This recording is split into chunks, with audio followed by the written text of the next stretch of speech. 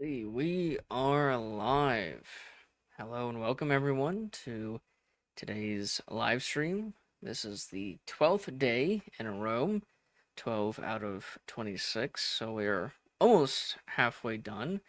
Tomorrow will be the halfway point once we finish tomorrow's live stream. And today we're going to be talking about the sectional crisis. This chapter, as you can see, we have our very own chapter page on our website, which you can follow along. I put the link in the description, but if you want me to say it, it's www.tarpeia.us. Tarpeia is spelled Tarpeia.us. And this is chapter 12 of the compendium. This is the first chapter in the Emancipation era, not to be confused with the antebellum era, which that antebellum era ends with the Mexican-American War.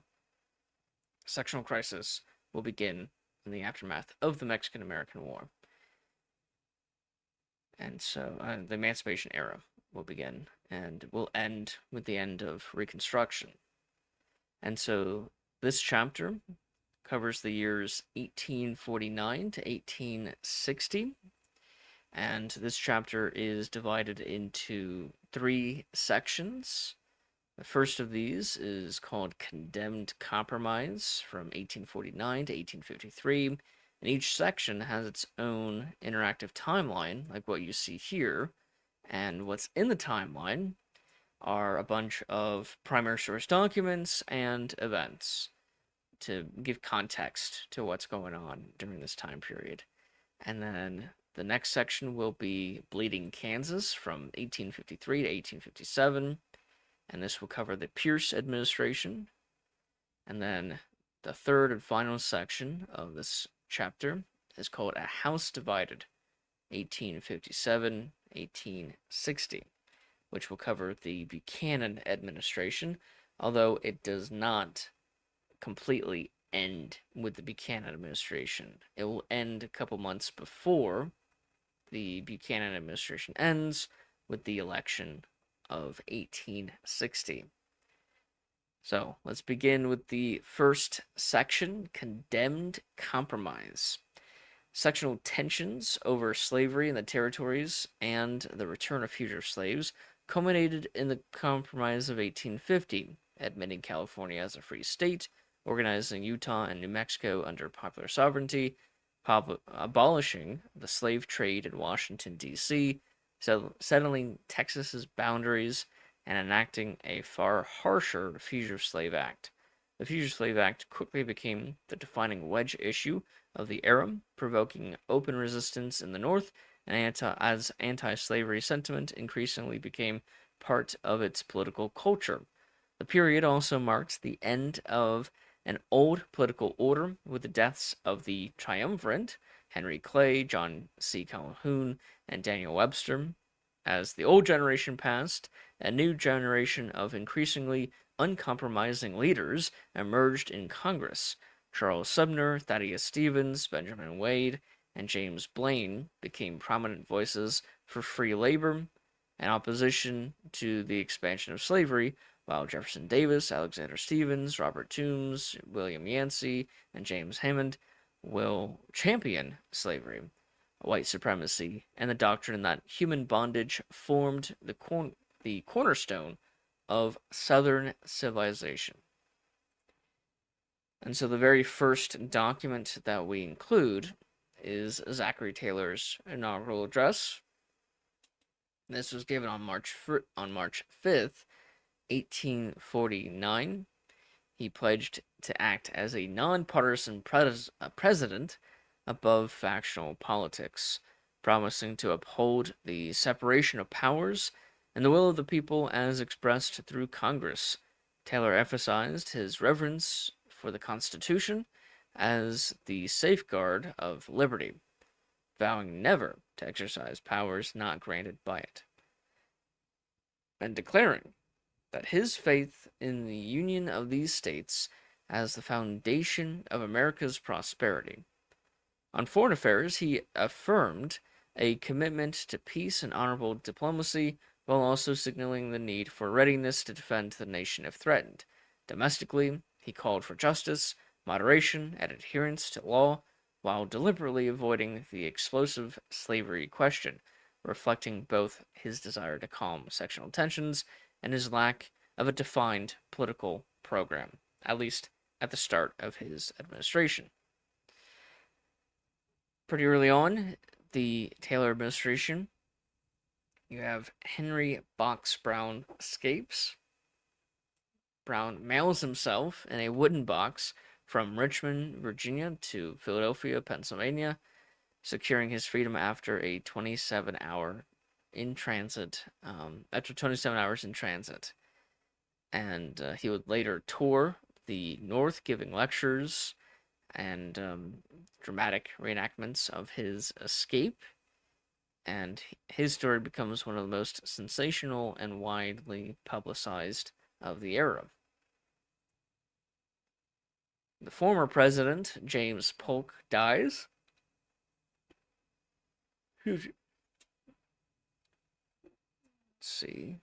Taylor's address against violence in Cuba. Zachary Taylor issued a proclamation warning American citizens against participating in an unlawful expedition to Cuba, declaring that such filibustering violated the neutrality laws of the United States and its obligations under international law. The planned invasion, organized by Narciso Lopez and supported by American volunteers, was condemned by Taylor, who directed federal authorities to prevent the expedition in order to preserve American honor and avoid war with the Spanish Empire. Harriet Tubman will make her escape in September of 1849, and she will later be a major contributor to the Underground Railroad, freeing around 70 slaves, including her own family members, and then she will work with the Union as a spy during the Civil War.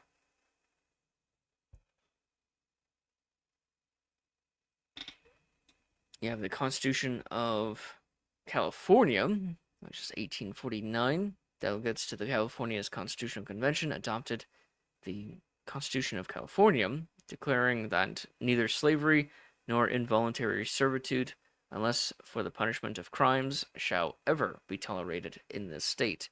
By prohibiting slavery before statehood, California positioned itself for admission as a free state, intensifying the sectional conflict that led to the Compromise of 1850. So you have to keep in mind the current compromise, which everyone has been following up to this point, is the Missouri Compromise of 1820. So 30 years prior, or for the past 30 years, there's been this system of states above the 49th parallel will become free, states below will become slave. California is both above and below, and they decide for the entire state, the people of California decide for the entire state to be free, which violates the Missouri Compromise of 1820. And so this will bring into question how are we going to resolve it if we can't rely on the previous compromise? We're going to have to create a new compromise, which will be the Compromise of 1850. And you'll see what that will include in a minute. Taylor's 1849 State of the Union address, where this is his first annual message to Congress, and he emphasized his commitment to preserving the Union, urging moderation in the debates over slavery in the newly acquired Mexican territories, while deferring to Congress on sectional disputes.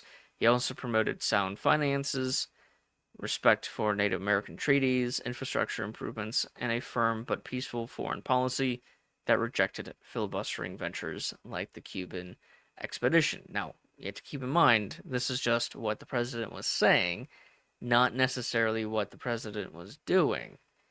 He spoke out against the Cuban expeditions of Narciso Lopez. He will not be able to stop it. He spoke out in favor of respecting Native American treaties. That does not mean that America or Americans will continue to respect those treaties. Same thing with finances. Just because he talks about just because he talks about sound finance does not mean that sound finance has actually been achieved in the country. So you have to keep an open mind whenever a president gives a State of the Union address to be critical enough to know whether or not what he's saying is actually true, like actually being implemented in the real world, actually followed, or if it's just his aspirations and ideals. So you have to separate what people idealize versus reality. And I think that's part of what being a historian is about, is realizing what, that separation of the ideal, what people talk about, what people think they're achieving versus what they're actually achieving. So Taylor's message on admitting New Mexico and California. He urged the immediate admission of California and New Mexico as states rather than territories, arguing this would bypass divisive debates over slavery in the new lands won from Mexico. His position angered many Southern leaders who feared losing political balance in Congress and helped intensify the sectional crisis that soon followed. And so, following Taylor's message, in response to it, Senator Henry Clay will propose what would become the 1850 Compromise. And so, responding to President Taylor's call for the immediate admission of California and New Mexico by proposing a broader package of measures, later known as the Compromise of 1850, aimed at balancing sectional interests. Clay's plan sought to admit California as a free state, organize New Mexico and Utah without restrictions on slavery, settle Texas boundary disputes, abolish the slave trade in Washington, D.C., and enact a stronger fugitive slave law to appease the South. So, every single point of what Henry Clay is proposing will become the main bills of the Compromise of 1850. Other members of Congress will put in their 2 cents, and we're trying to include as many of these speeches by members of Congress as we can. And so we have on the subject of slavery in the territories, parts 1 and 2 by Jefferson Davis. So Davis argued that the Western territories were the common property of all the states and that citizens had an equal constitutional right to settle there with their property, including enslaved people. He rejected congressional authority to prohibit slavery in the territories, contended that such restrictions violated the constitutional equality of the states and the property rights of Southern citizens. Davis further maintained that the federal government had a duty to protect slave property in the territories rather than exclude it, making the issue a test of whether the constitutional compact between the states would be faithfully upheld. And then part 2, he expanded upon his constitutional arguments from the previous day. Davis asserted that the Union was founded upon the equal sovereignty of the states and that Congress possessed no authority to discriminate against Southern property in the territories. He wanted that excluding slavery from the common territories would destroy the constitutional balance between the sections, weaken the rights of the slaveholding states, and threaten the permanence of the Union. Davis concluded by insisting that that any lasting settlement of the sectional crisis required full recognition of Southern constitutional rights rather than the legislative compromises that favored one section over another. So you have differences of opinion, and these differences will solidify in different sections of the country, not just between the North and the South, but within the parties themselves, the Whigs and the Democrats.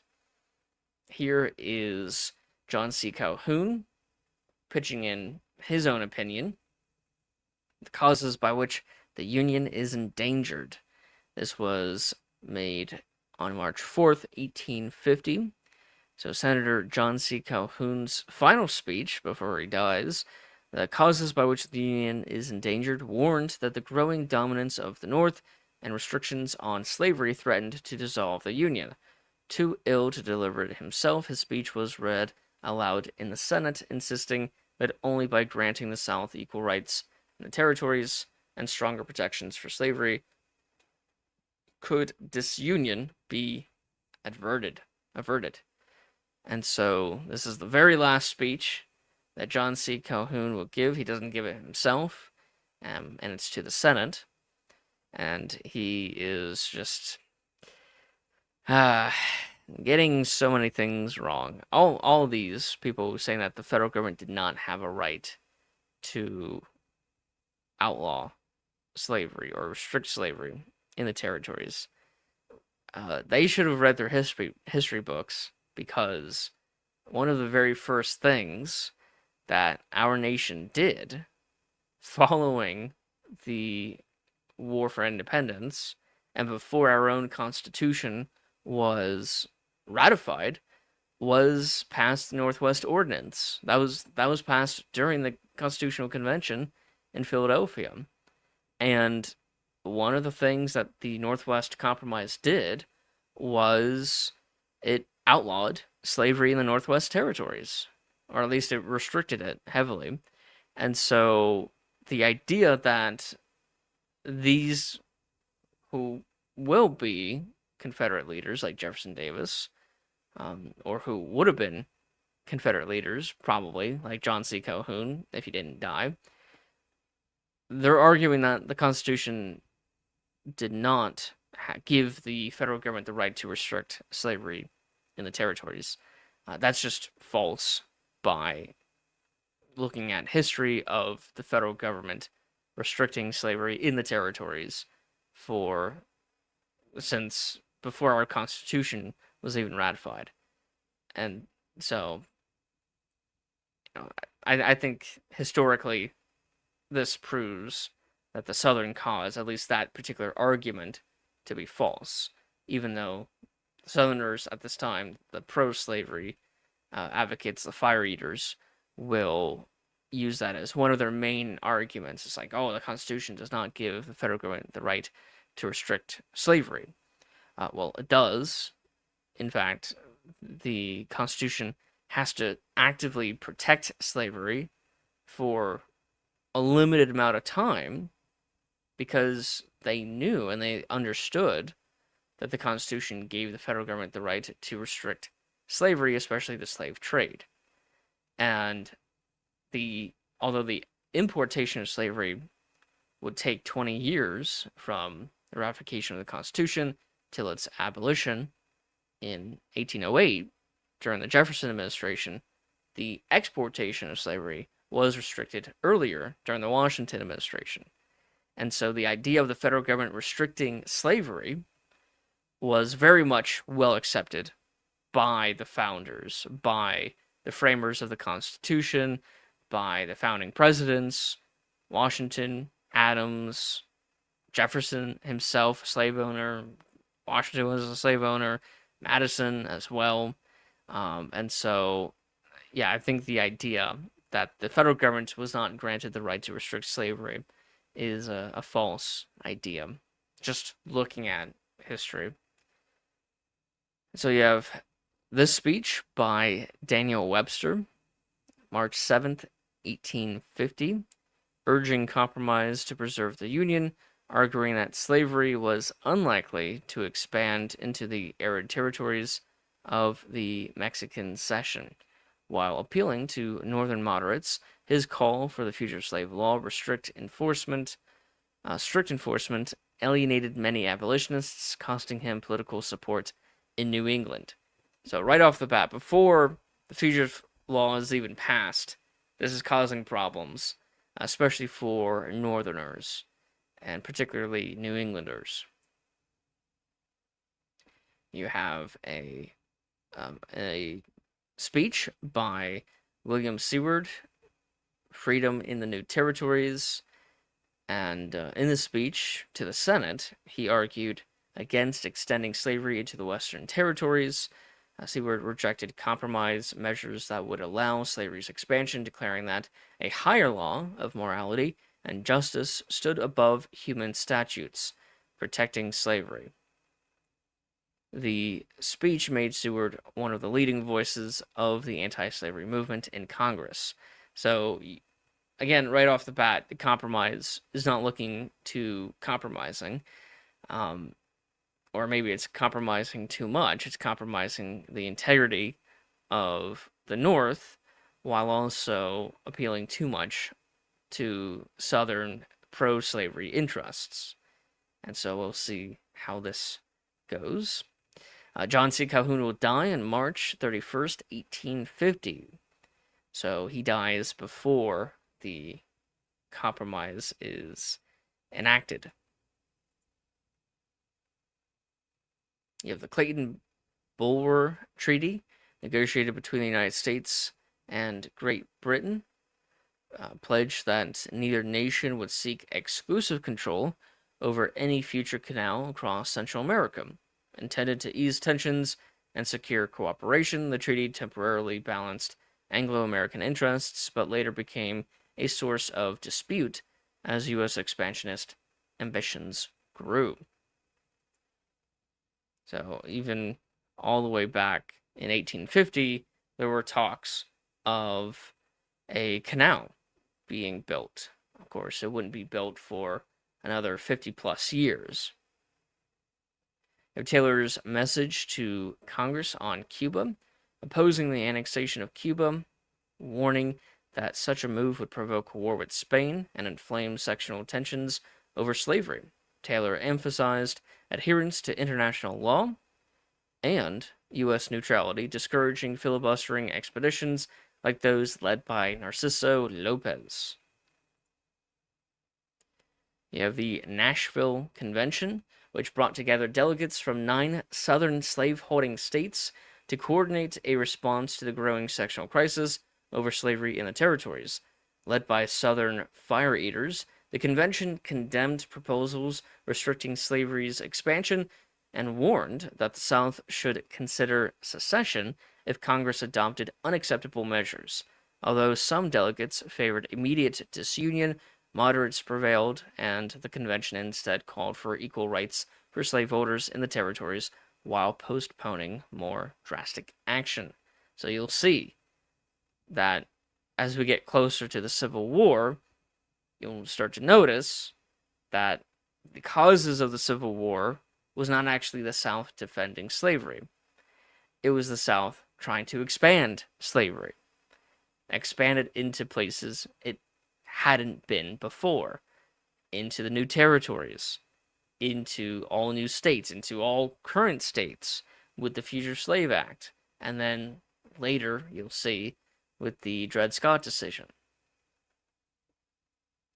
For the 4th of July of 1850, the Taylor will celebrate at the Washington Monument, which is still being built, and he will consume milk and vegetables, which will cause an illness, a gastrointestinal illness, and this will lead to his death, sadly.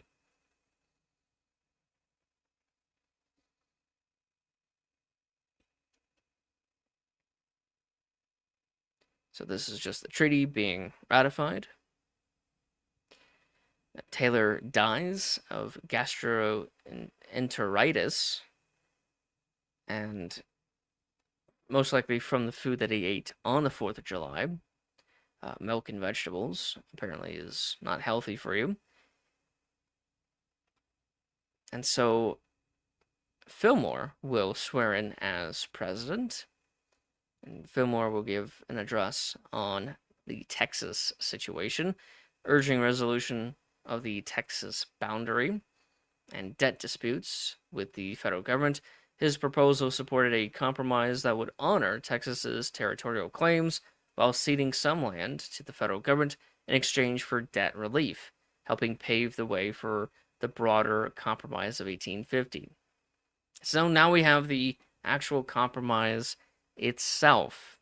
And so the first acts of the compromise were passed on September 9th, 1850, and the first was to establish the territorial government of New Mexico, leaving the slavery question up for the people to decide, which is a policy called popular sovereignty. You have the admission of California as a free state. You have the act to establish a territorial government for Utah, again following popular sovereignty. Now you have the infamous Fugitive Slave Act. The act strengthened federal government enforcement of the constitutional requirement that escaped enslaved people be returned to their enslavers by creating a system of federally appointed commissioners empowered to issue warrants and authorized the capture and return of alleged fugitives. It required federal marshals and even private citizens to assist in the apprehension of escapees, imposed penalties on those who aided fugitives, and denied alleged fugitives many legal protections, including the right to testify in their own defense. The law intensified sectional tensions by expanding federal protection of slavery into the free states, provoking widespread resistance from abolitionists and many northern communities, while becoming one of the most controversial measures of the compromise. That is an understatement on our part. This will lead to the Civil War. Just wait. And again, part of the 1850 Compromise, you have an act to suppress the slave trade in the District of Columbia. And so this act prohibited the buying and selling of enslaved people within the District of Columbia, ending the capital's role as a major domestic slave market. However, the law did not abolish slavery in the district, and enslaved people could still be held there and transferred through inheritance or private arrangements. The measure was adopted as a concession to Northern anti-slavery sentiment during the sectional crisis, while Southern leaders accepted it as part of the broader compromise that included the strengthened Fugitive Slave Act of 1850.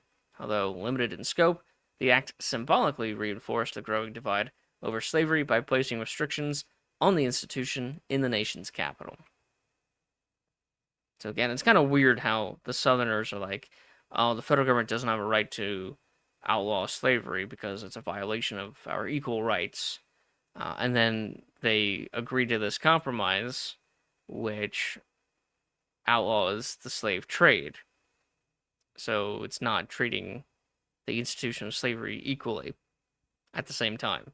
So, I mean, that's why they call it a compromise, because you have to compromise on some of your values.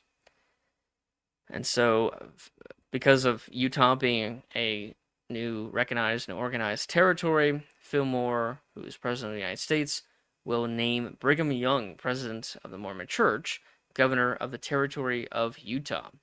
Young, the president of the Church of Jesus Christ of Latter-day Saints, had led thousands of Mormon settlers westward to the Great Salt Lake Valley after years of persecution in the eastern United States.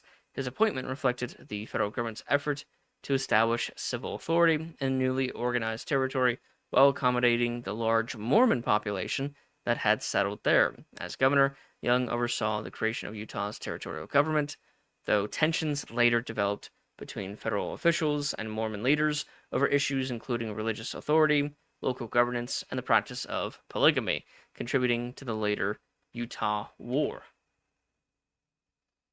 Here is one of the first responses to the Compromise of 1850. This is a speech by Jermaine Logan. He is a fugitive slave, and he will focus on the Fugitive Slave Act, and he is speaking in Syracuse, New York, and I made a video of myself reading the full speech if you want to listen to it. The Position and Course of the South by William Trescott. A defense of the Southern social order in response to the sectional crisis surrounding the Compromise of 1850. The object of these pages is, therefore, simply to ascertain what is the position of the South and what course of action it behooves us to follow in the discharge of our duties as a slave-holding people. And so William Trescott maintains that slavery was not merely a regional institution, but the foundation of Southern civilization.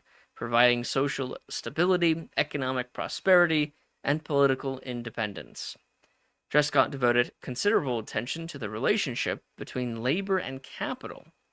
Rejecting the emerging Northern ideal of free labor, he argued that every society required labor to remain subordinate to capital, and that social order depended upon a permanent class of laborers directed by those who possessed property and wealth.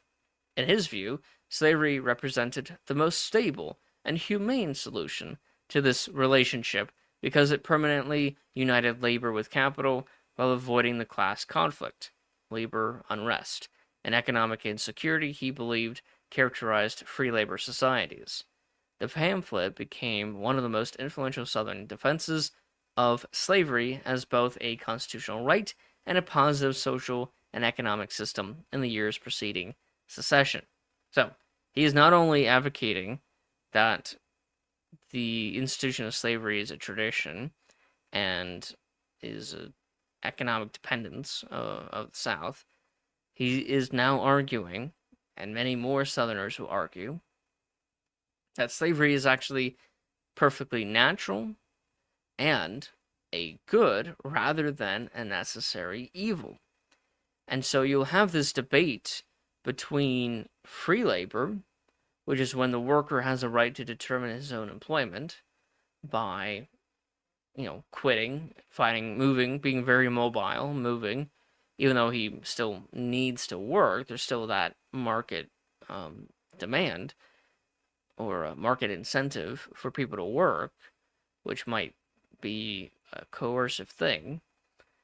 But you have that kind of free labor versus slave labor, where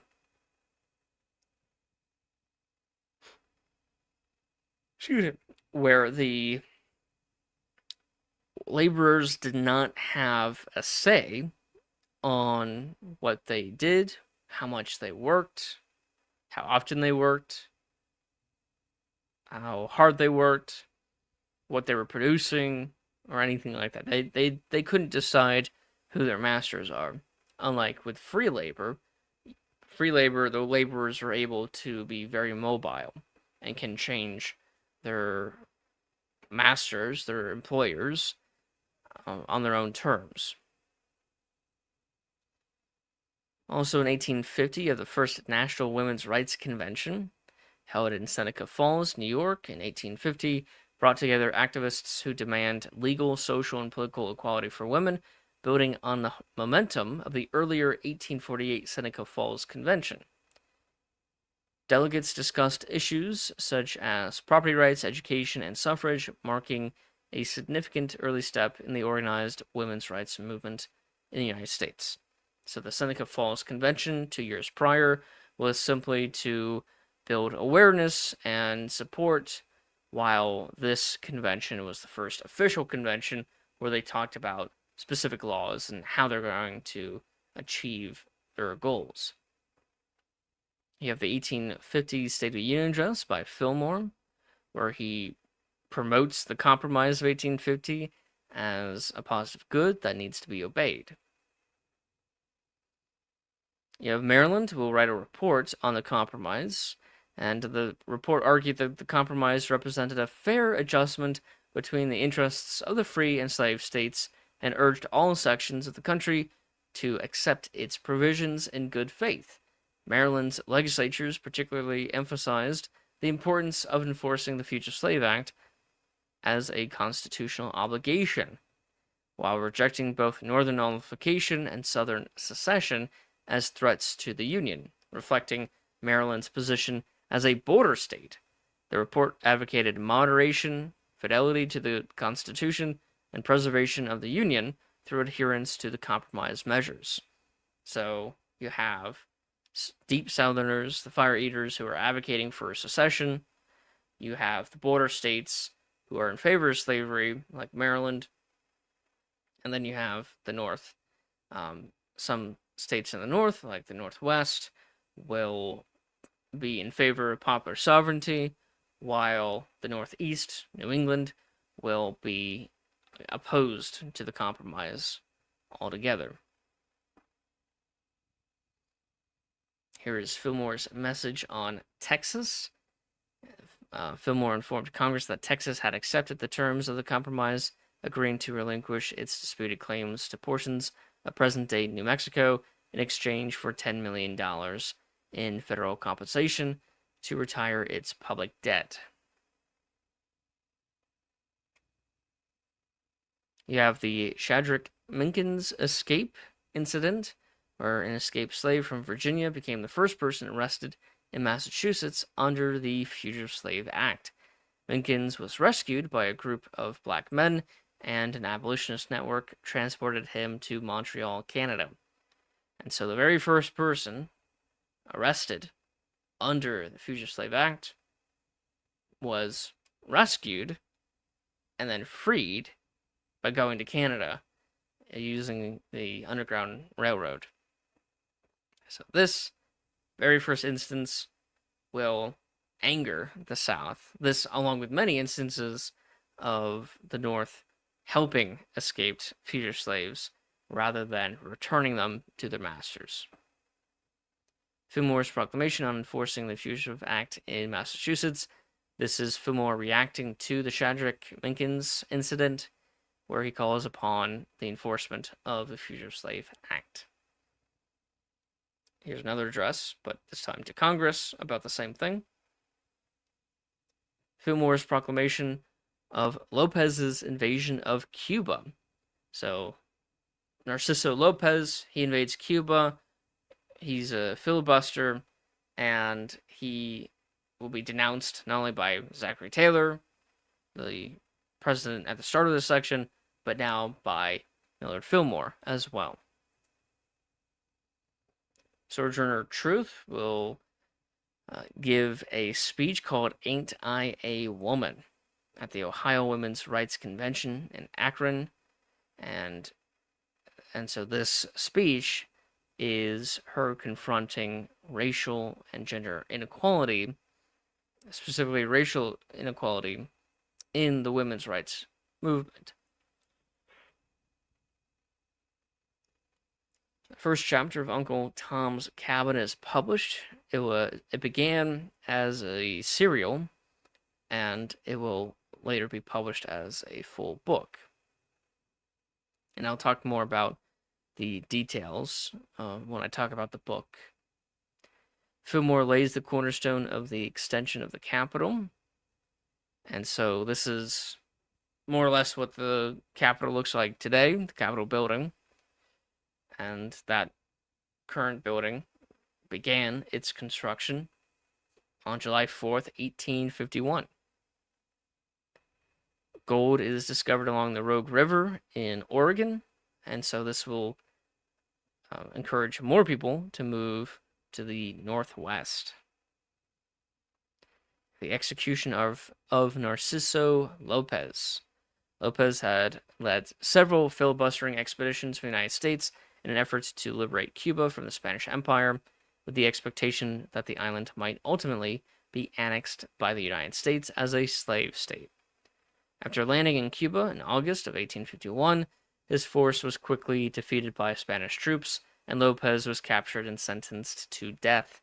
His execution ended the expedition, but intensified American interest in Cuba, making Lopez a martyr to many Southern expansionists, while reinforcing the Fillmore administration's opposition to unauthorized military expeditions against foreign nations. And so this will not be the last that we see of the filibusters. You have Jerry's rescue. A fugitive named Jerry is arrested under the Fugitive Slave Act. Abolitionists, including Logan's allies, that's Jermaine Logan in Syracuse, New York, storm the jail in Syracuse, free him, and help him escape to Canada. Logan's home and network are crucial parts of the Underground Railroad in this period. Fillmore's proclamation on the incursions in Mexico. And so, again, the filibustering is not over. You have a new leader of the filibusters, if you can call him that, which is William Walker. And so he is trying to take parts of Mexico. You have Fillmore's 1851 State of the Union. He's still talking about how the Compromise of 1850 is the best, final settlement of slavery controversy, urging all Americans to uphold it in good faith. And this will not end well for the Union. The Compromise of 1850 does not end well, since pretty much all sides don't like the Compromise. And so this is an act in relation to service. Utah legalizes slavery in the territory of Utah. So it's not yet a state, but it is an organized territory. And they, in 1852, will legalize slavery. You have the publishing of the full book of Uncle Tom's Cabin by Harriet Beecher Stowe. And this is written in response to the Fugitive Slave Act of 1850.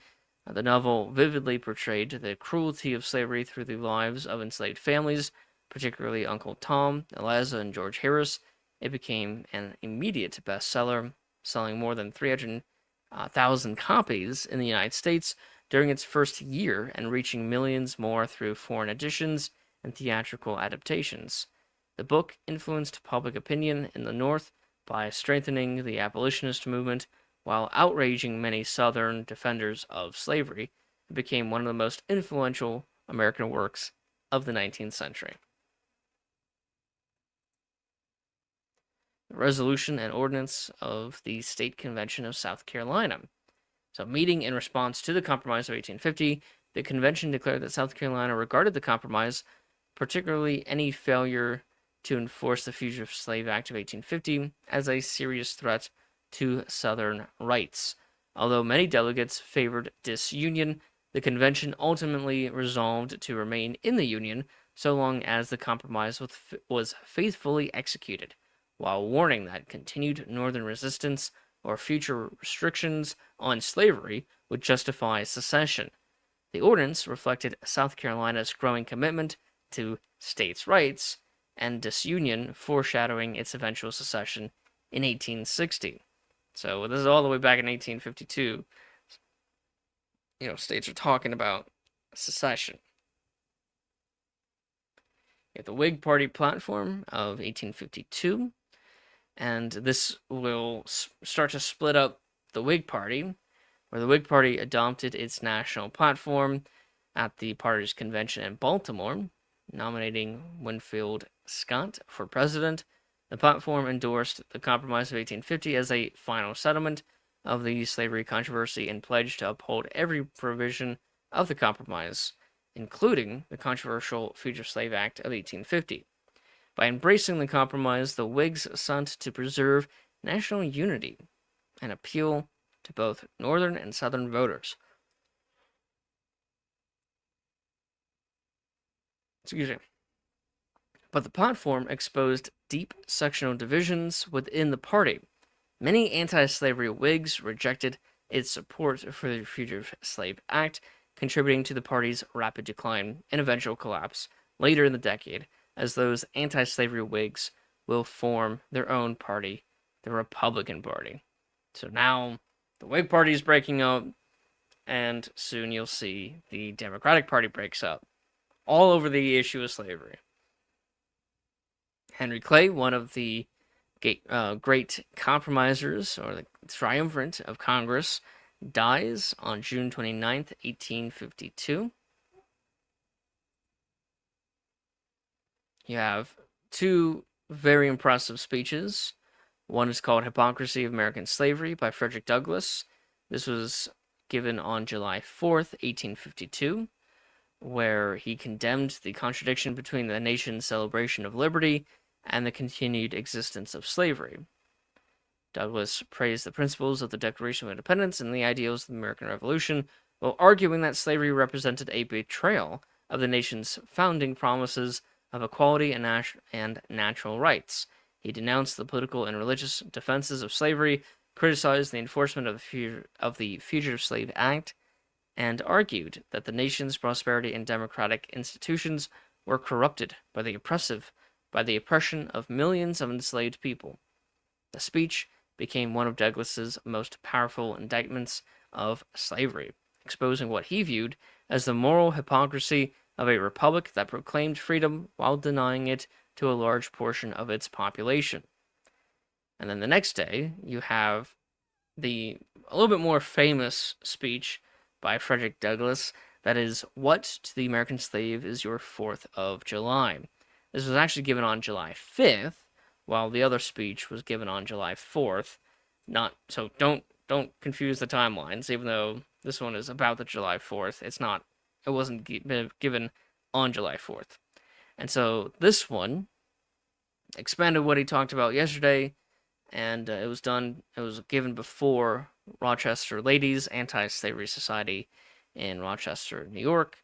Douglass used the nation's celebration of independence as a lens through which to expose the contradiction between America's founding ideals of liberty and the continued existence of slavery.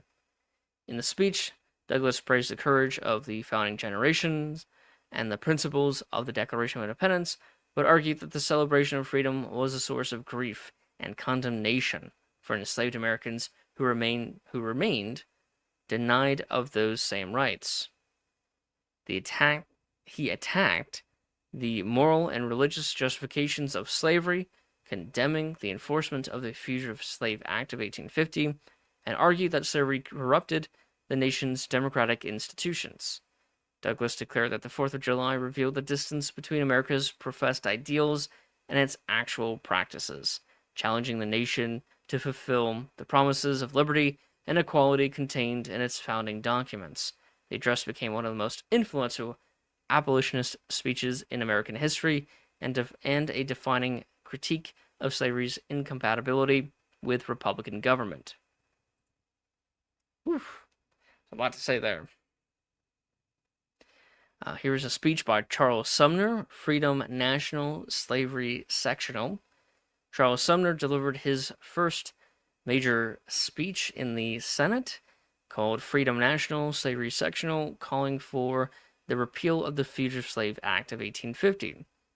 Sumner argued that the act violated the Constitution, denied alleged fugitives fundamental rights such as trial by jury and due process, and compelled free citizens to participate in the enforcement of slavery, rejecting the view that the Compromise of 1850 represented a final settlement of the slavery question. Sumner contended that slavery existed only by local state law, while freedom was the governing principle of the federal government. He urged Congress to repeal the Fugitive Slave Act as both a constitutional necessity and a moral obligation, establishing himself as one of the Senate's leading anti-slavery voices and helping to define the emerging Free Soil and later Republican constitutional argument against the expansion and federal protection of slavery. Daniel Webster will die. So now the entire triumvirate, all three members who were crucial in creating and maintaining the antebellum compromise system, are now dead, and they die at a time where compromise is now falling apart. And so I find that interesting how the generation that created the compromise system dies, and the next generation that will follow them will destroy the compromise system. Yeah, the election of Pierce, and as you can see here, we have a video by Mr. is one of his summaries of the presidential elections. So I definitely encourage you guys to check out his channel, subscribe, watch this video, and if you like his content. And so this is the election of Pierce, and he won over Winfield Scott and John Hale. He is a Democrat. That is Pierce. Fillmore's 1852 State of the Union. Fillmore defended the faithful enforcement of the Fugitive Slave Act of 1850, arguing that respect for the Constitution and the rule of law was essential to preserving slavery, or preserving the Union. Solomon Northup is freed. Solomon Northup regained his freedom after spending nearly 12 years enslaved in Louisiana. a free black man from New York, Northup had been kidnapped in Washington, D.C. in 1841, stripped of his legal identity, and sold into slavery under the name Platt. His release was secured through the efforts of New York attorney Henry B. Northup, who obtained proof of Solomon Northup's free status and persuaded Louisiana authorities to restore his liberty. Later that year, Northup published his memoir, 12 Years a Slave, providing one of the most detailed first-hand accounts of American slavery. The work became an influential abolitionist text exposing the brutality of the slave system and demonstrating that even free African Americans were vulnerable to kidnapping and enslavement under the nation's laws. So this will encourage Northerners to continue not enforcing the Fugitive Slave Act, because you have free men who are being captured under the pretense of the Fugitive Slave Act and then brought down back to the South without due process and turned into slaves. So free men are now being turned into slaves, which is a huge no-no for the Northerners, on top of just the existence of slavery, for many Northerners at least. You have the Coinage Act of 1853, which reduced the amount of silver in coins. The act responded to rising silver prices caused by the California gold rush, which had made the bullion value of U.S. silver coins exceed their face value, leading to widespread melting and exportation. By reducing the weight of most silver coins by approximately 7% and limiting their legal tender status for large payments, Congress ensured that the coins would remain in circulation for everyday commerce rather than being treated as bullion. The law effectively shifted the United States towards a de facto gold standard for major monetary transactions while preserving silver as subsidiary coinage, stabilizing the nation's currency and easing the shortage of small denomination coins. And the last document that we have for this section is an act to establish the territorial government of Washington. So this created the Washington Territory that would become Washington State from the northern portion of the Oregon Territory. The new territory included lands north of the Columbia River and north of the 46th parallel, east of the river, encompassed present-day Washington as well as parts of present-day Idaho and Montana. The act established a territorial governor, legislature, and judiciary, extending organized civil government to the rapidly growing Pacific Northwest. So this will conclude this section, Condemned Compromise, which focused on the Compromise of 1850. Now we go into Bleeding Kansas, 1853 to 1857. So the sectional crisis turned openly violent as the Kansas-Nebraska Act repealed the Missouri Compromise and imposed popular sovereignty, triggering a rush of settlers, fraudulent elections, and a bitter referendum battle in Kansas that exposed the impossibility of neutrality on slavery. Abroad and at home, expansion intensified the conflict. Filibusters like William Walker attempted to carve out slaveholding empires in Central America, while the Ostend Manifesto revealed the willingness of American leaders to contemplate seizing Cuba for slavery. The political system fractured as abolitionism radicalized. William Lloyd Garrison declared no compromise with slavery, publicly burned the Constitution as a pro-slavery pact. The Republican Party emerged to halt slavery's expansion, and violence erupted with the sack of Lawrence. John Brown's Potawatomi, I'm butchering that, massacre, and the brutal caning of Charles Sumner on the Senate floor. By the end of the Pierce years, the nation stood on the brink of dissolution, as evidenced by gatherings like the State of Disunion Convention, where Northern abolitionists openly debated whether the Union itself had become irredeemably complicit in slavery. So now things are going to get bloody. So you have Pierce's inauguration, where he says that I believe that involuntary servitude, as it exists in different states of this Confederacy, is recognized by the Constitution. I believe that it stands like any other admitted right, and that the states where it exists are entitled to efficient remedies to enforce the constitutional provisions. Vice President William King dies of tuberculosis, and he will not be replaced by anyone. So for most of Pierce's administration, he does not have a vice president. Pierce will go on a speaking tour, and during that speaking tour, he gives a speech at the Crystal Palace expedition in New York City. Pierce delivered an address at the opening of the expedition of the Industry of All Nations held in the New York Crystal Palace. Pierce celebrated the expedition as a symbol of American progress, innovation, and peaceful commerce among nations. He praised the achievements of industry, science, and the mechanical arts, arguing that economic development and international exchange strengthened civilization and prompted peace. The address reflected Pierce's vision of an expanding republic whose prosperity rested on commerce, technological advancement, and the continued development of the nation's resources. William Walker will do his invasion of Mexico in October of 1853. He will invade Baja California and Sonora with a small force of American volunteers to establish an independent republic modeled after the American states, to pretty much repeat what Texas had did decades prior.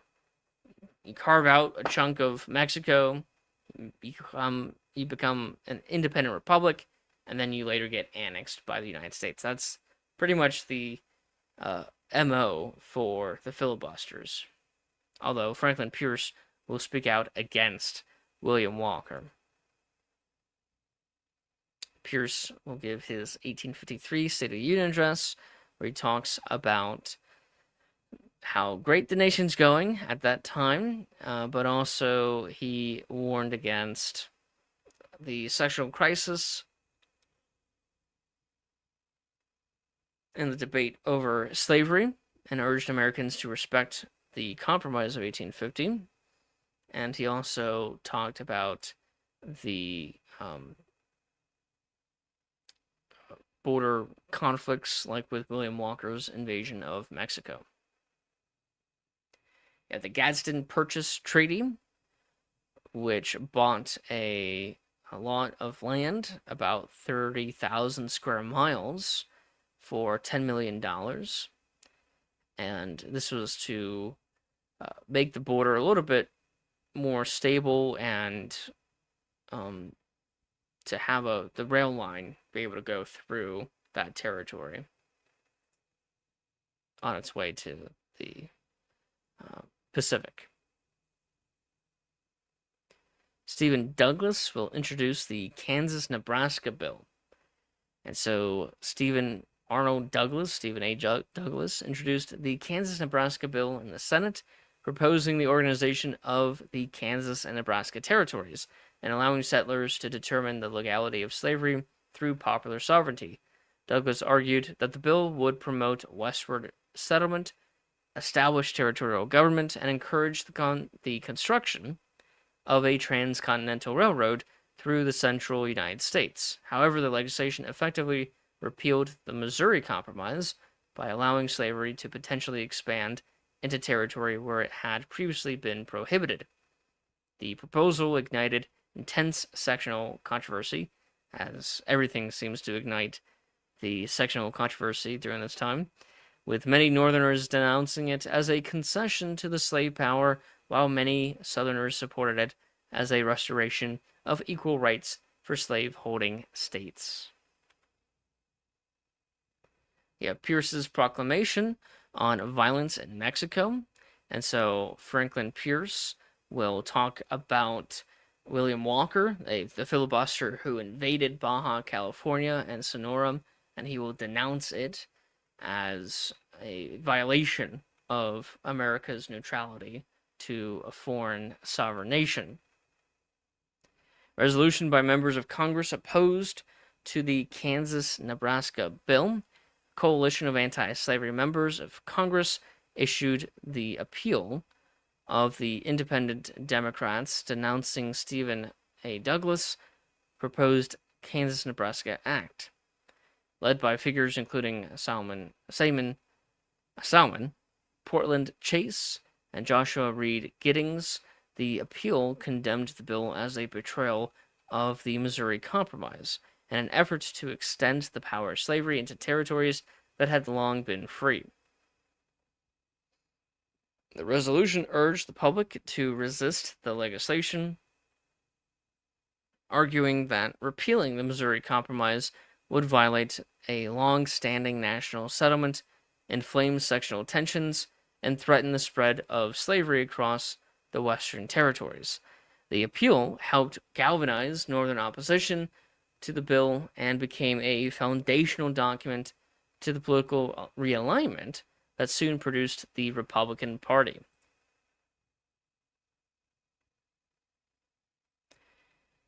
William Lloyd Garrison will publish a pamphlet called No Compromise with Slavery, which rejected all political and constitutional accommodations with the institution of slavery. Garrison argued that slavery was an irredeemable moral evil that could not be reformed through gradual compromise or balanced sectional agreements, condemning measures such as the Compromise of 1850 and the Fugitive Slave Act of 1850 as corrupt bargains with injustice. Calling upon abolitionists to resist slavery through moral persuasion and uncompromising opposition, Garrison urged Americans to reject any policy that recognized or protected human bondage. Published amid the growing controversy over the proposed Kansas-Nebraska Act, the essay reinforced the abolitionist movement's demand for the immediate and unconditional end of slavery. Stephen Douglas, hearing all this commotion, will amend the Kansas-Nebraska bill. So he's going to revise it and explicitly declaring the Missouri Compromise as inoperative and void, and affirming that the status of slavery, that the status of slavery in the territories would be determined by popular sovereignty. The amendment transformed the bill from a measure organizing Western territories into one of the most controversial pieces of legislation in American history. By opening territory previously closed to slavery, Douglas sought to satisfy Southern Democrats while advancing Western settlement and a central route for a transcontinental railroad. The revised bill provoked fierce Northern opposition, accelerated the collapse of the Whig Party, and laid the foundation for the formation of the Republican Party and the sectional conflicts that culminated in Bleeding Kansas.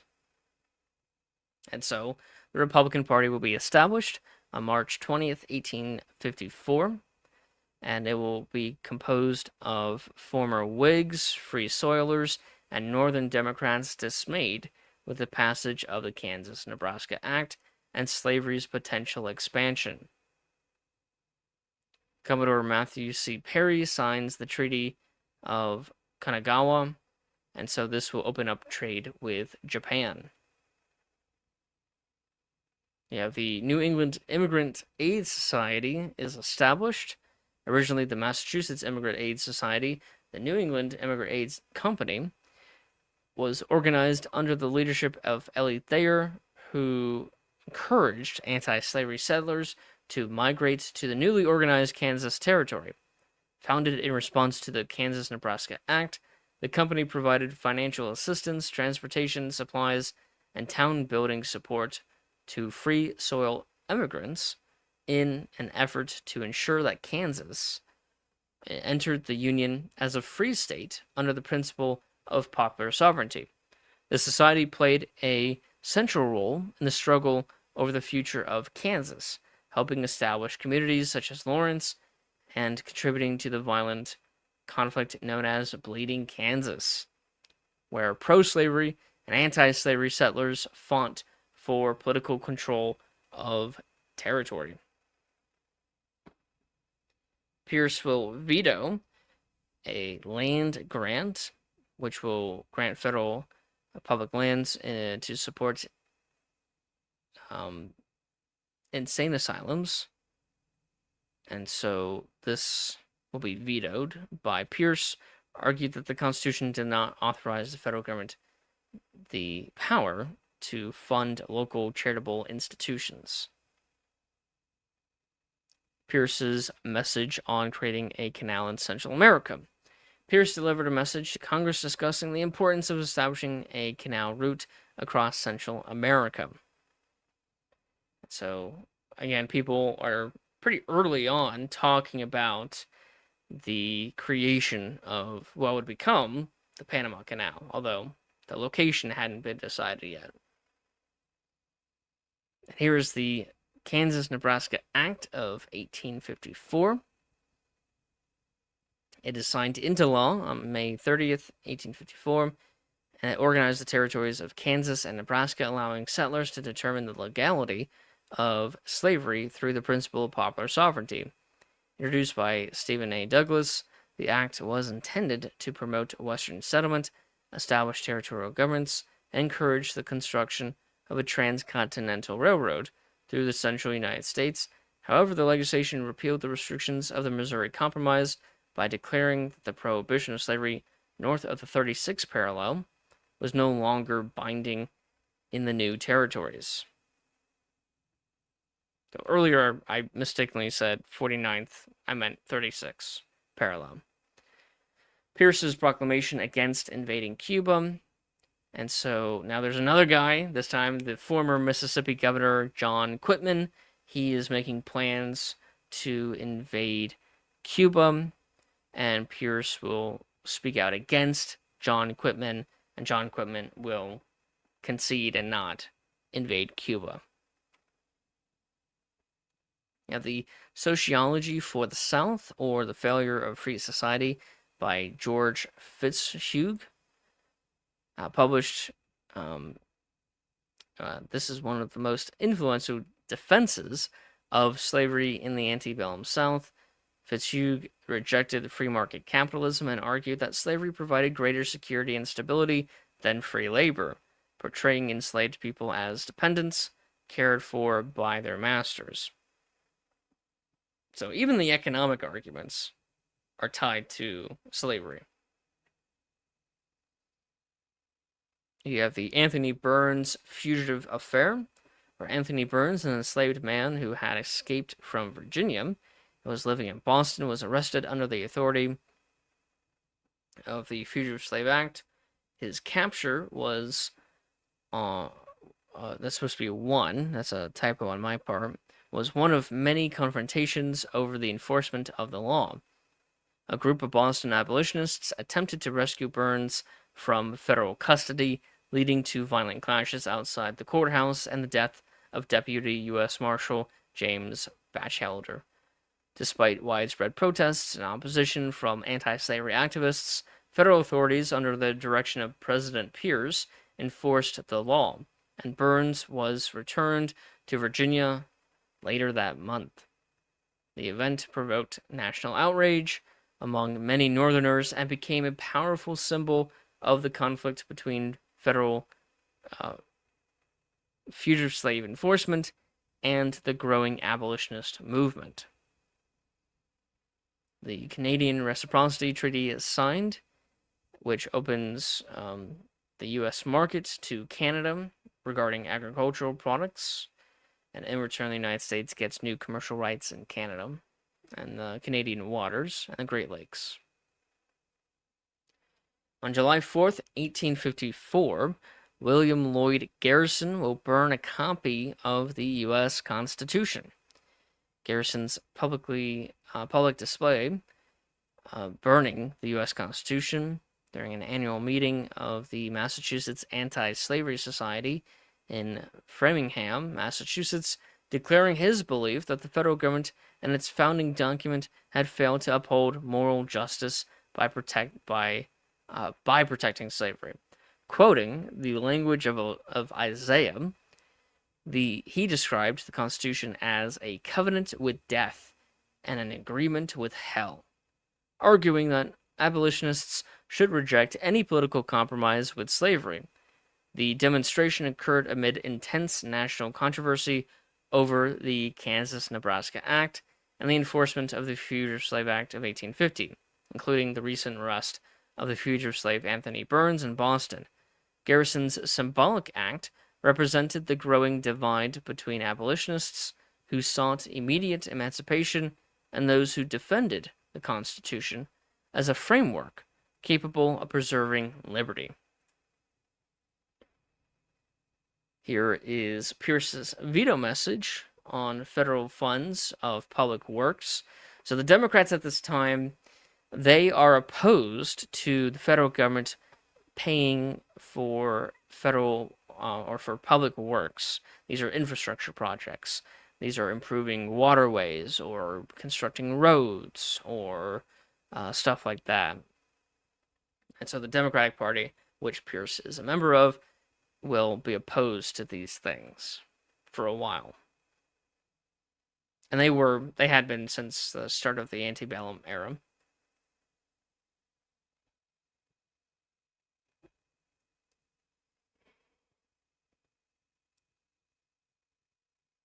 Here is Lincoln's speech at Pariah.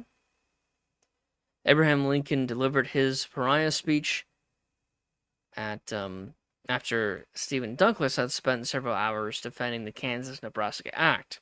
Speaking for nearly 3 hours, Lincoln systematically attacked the act's repeal of the Missouri Compromise, argued that slavery was morally wrong and should not expand into the territories, and maintained that the principles of the Declaration of Independence applied to all people. The exchange served as a precursor to the famous Lincoln-Douglas debates and established Lincoln as one of the nation's leading opponents of the expansion of slavery. So Lincoln and Douglas, they've been friends for a very long time, and they would go to each other's events, and although they disagreed a lot, they would always, share the time at each event to let the other person talk. And so it's an interesting relationship. These people who are of two different parties.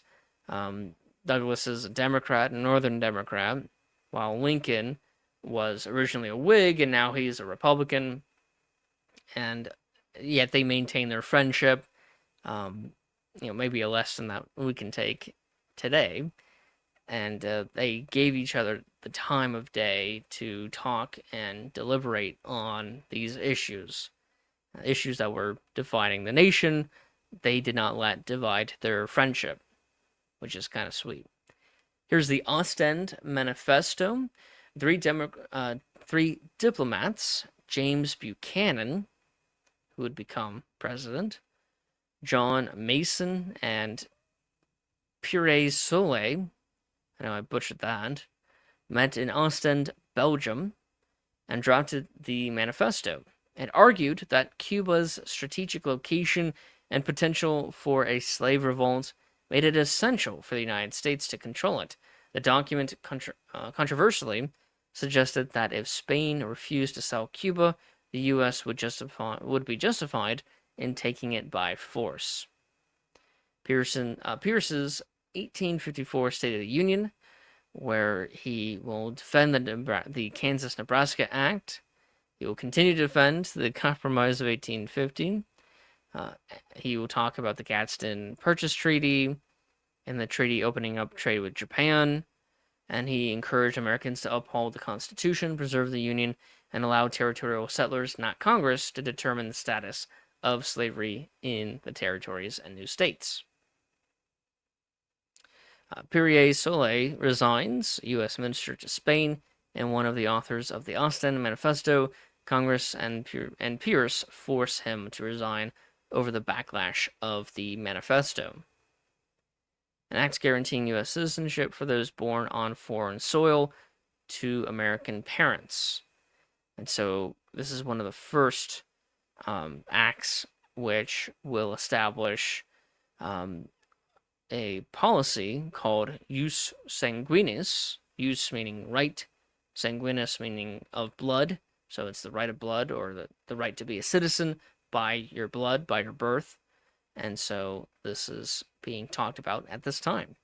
And the pro-slavery legislature convened in Pawnee, Kansas.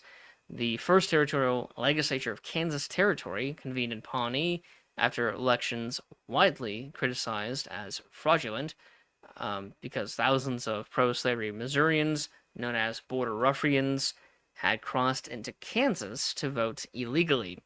Although Governor Andrew Reeder had attempted to limit electoral fraud, the pro-slavery majority quickly asserted control.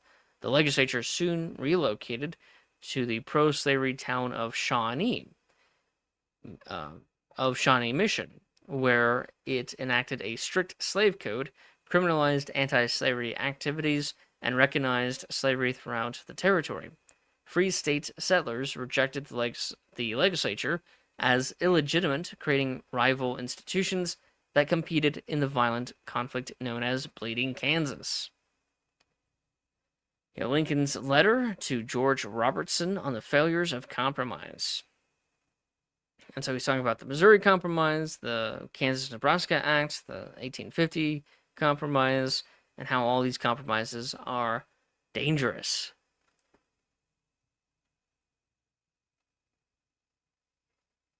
The Free State forces in Kansas. So anti-slavery settlers gathered in Big Springs, Kansas Territory, to organize resistance against the bogus legislature elected through widespread voter fraud by pro-slavery border ruffians, declaring the legislature that had first convened at Pawnee illegitimate. The delegates formed a Free State movement dedicated to opposing the extension of slavery through lawful political action and, if necessary, self-defense. The Big Springs Convention adopted resolutions rejecting the authority of the pro-slavery territorial government, called for the election of a free state government, and encouraged settlers to unite in defense of free institutions. The meeting marked the formal organization of the Free State movement in Kansas and the other side of the violent conflict known as Bleeding Kansas. William Walker will take Grenada, the capital of Nicaragua.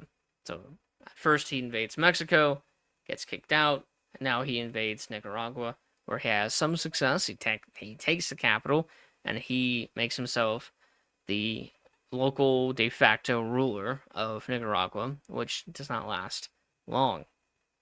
You have the Topeka Convention, in response to the pro-slavery territorial government and its illegal political proceedings. The Topeka Convention, written by Free State forces and outlawing slavery, creates a second government in Kansas. So now you have two governments in Kansas, Free State movement and the border ruffians who established a pro-slavery government. You have the Wakarusa fight, where 1,500 border ruffians attacked Lawrence, Kansas, only to retreat after finding it defended by Free State forces. Lawrence, originally named Wakarusa, becomes the center of Free State activities after being founded by the Massachusetts Immigrant Aid Society. You have a split House in the House of Representatives when Congress convened for its first session of the new year in December of 1855. The House was split between anti-slavery and pro-slavery. And so it took 2 months and 133 ballots before electing the Speaker of the House, which is the longest Speaker election in U.S. history. Pierce will make a proclamation on violence in Nicaragua, talking about William Walker, of course, and how he is against it. You have the Kansas Topeka Constitution, where the Free State delegates in Kansas Territory submitted the Topeka Constitution, a proposed state constitution created in response to the pro-slavery territorial legislature they considered illegitimate because of fraudulent elections. The document prohibited slavery in Kansas, established a government based on free state principles, and sought admission of Kansas into the Union as a free state. The Topeka Constitution represented the growing divide between pro-slavery and anti-slavery settlers following the passage of the Kansas-Nebraska Act. And so now you have two constitutions in Kansas territory, and both will be presented to the federal government for approval. Only one will be approved. Pierce's 1855 State of the Union talks about popular sovereignty, promotes the Kansas-Nebraska Act, and he condemns the pro-slavery and anti-slavery groups that use violence in places like Canada, and he rejects the Free State Topeka movement as unlawful. So the president, Pierce, is against the anti-slavery constitution, the Topeka Constitution, and he will be in favor of the pro-slavery constitution. He also talks about William Walker in Nicaragua, warning against American citizens participating in unauthorized foreign expeditions. Pierce will officially declare the Topeka Constitution illegitimate, and so he is not in support of the free state movement government. He will be in favor of the pro-slavery Constitution of Kansas. He will talk about it further in his proclamation on violence in Kansas. You have the American Party, the Know Nothing Party platform that you can read and see what they cared about. The American Party adopted its national platform outlining its positions on immigration, religion, government reform, and national unity.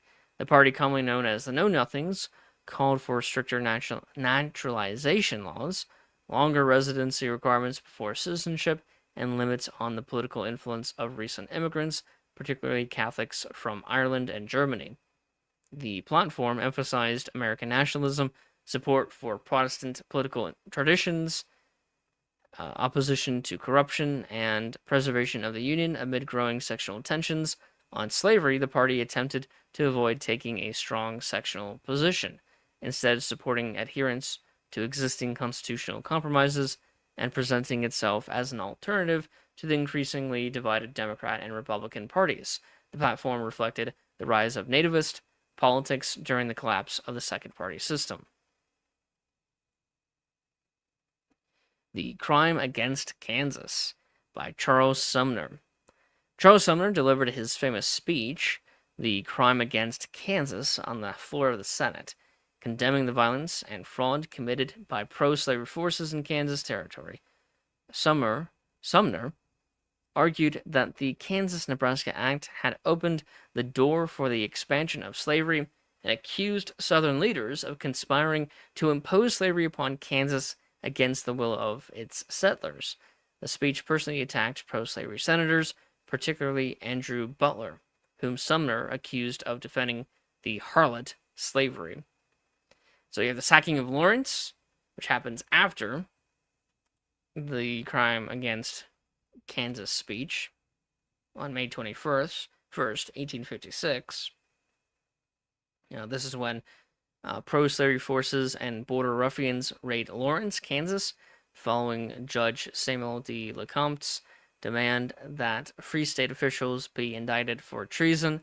The pro-slavery forces destroy the Free State Hotel and two of Lawrence's anti-slavery newspapers.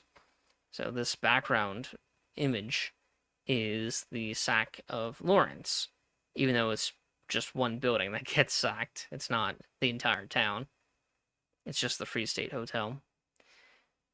And the following day, Senator Sumner, a Northerner, gets caned by Senator Brooks. Senator Brooks is actually related to the guy that Sumner talked about, Butler, and that, on top of the violence happening in Kansas, led to Brooks caning Sumner.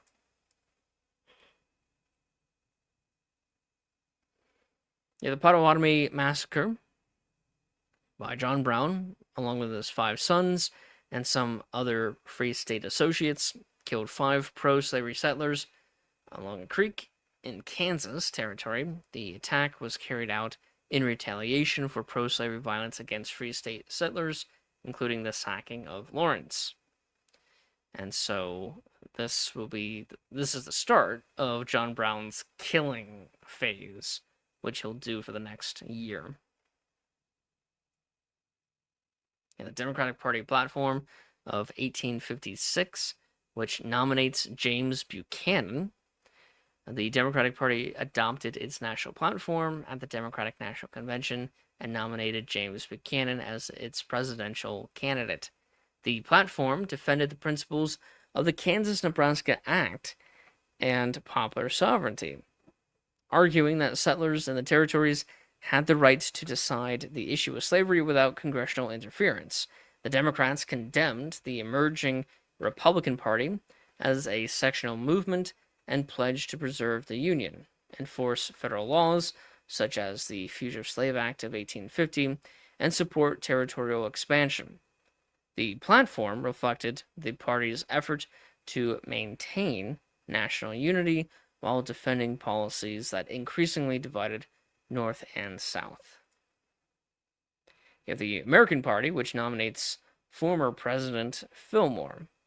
And so they're going to take more of a moderate stance, although still a pro-slavery stance. You have the First Republican National Convention, and they will nominate John C. Fremont. So the newly formed Republican Party had its first national convention in Philadelphia, Pennsylvania, and nominated John C. Fremont for president. The party was founded in opposition to the expansion of slavery into the Western territories, particularly in response to the Kansas-Nebraska Act and the violence of Bleeding Kansas. The Republican platform called for the preservation of free labor in the territories, the restriction of slavery's expansion, the support for Western development, including homesteads for settlers. William Dayton was selected as Fremont's vice presidential running mate. The convention marked the rise of a new sectional party that would become the dominant political force in the North, particularly the Northeast. At the Defense of Massachusetts by Anson Burlingame. Anson Burlingame delivered his speech, Defense of Massachusetts, in the House of Representatives, responding to Southern criticisms of Massachusetts following the assault on Charles Sumner by Preston Brooks. Burlingame condemned the attack as an assault on free speech and Northern honor, defending Massachusetts as a leader in liberty and opposition to the expansion of slavery. He argued that the violence in Congress reflected the broader aggression of the slave power and warned that sectional hostility threatened the principles of Republican government. The speech became one of the most prominent Northern responses to the Sumner caning and the growing crisis over slavery. William Walker will become the president of Nicaragua after seizing the capital earlier that year. You have a veto message on infrastructure. So Pierce, a Democrat, will be opposed to infrastructure projects, while Congress at this time is pretty much split, and so his veto message will be overridden, since many people will be in support of infrastructure projects. You have the Battle of Osawatomie. The Battle of Osawatomie was fought in Kansas Territory between approximately 250 pro-slavery border ruffians led by John Williams Reed and about 40 Free State defenders led by John Brown. Brown's forces attempted to defend the Free State settlement of Osawatomie, but were overwhelmed by the larger pro-slavery force. The battle resulted in the destruction and burning of much of the city. It's more like a small town, further escalating the violence of Bleeding Kansas. You have the last Whig convention. So this is the end of the Whig Party. The Whig Party will be no more most of the Whigs will go to the Republican Party, while many will go to the Democratic Party. And so the last Whig convention will be held in September of 1856, and they will nominate Fillmore, who was the former president in the last section before Pierce. If Harriet Tubman helps Tilly escape, one of Tubman's documented rescues involves a woman known as Tilly, whose journey from Baltimore to Philadelphia under Tubman's guidance becomes one of the most celebrated cases of her work. You have the election of Buchanan. Buchanan wins against John C. Fremont and Millard Fillmore. And here's a video by Mr. Beat talking about this election. Yeah, Pierce's 1856 State of the Union, where this is his final annual message to Congress, and he talks about the crisis in Kansas. He talks about national unity. He talks about how illegitimate the Free State Topeka government is, and also his continued support for the compromises of 1850 and the Kansas-Nebraska Act. And he also talks about how he disapproves of William Walker in Nicaragua. You have the State of Disunion Convention.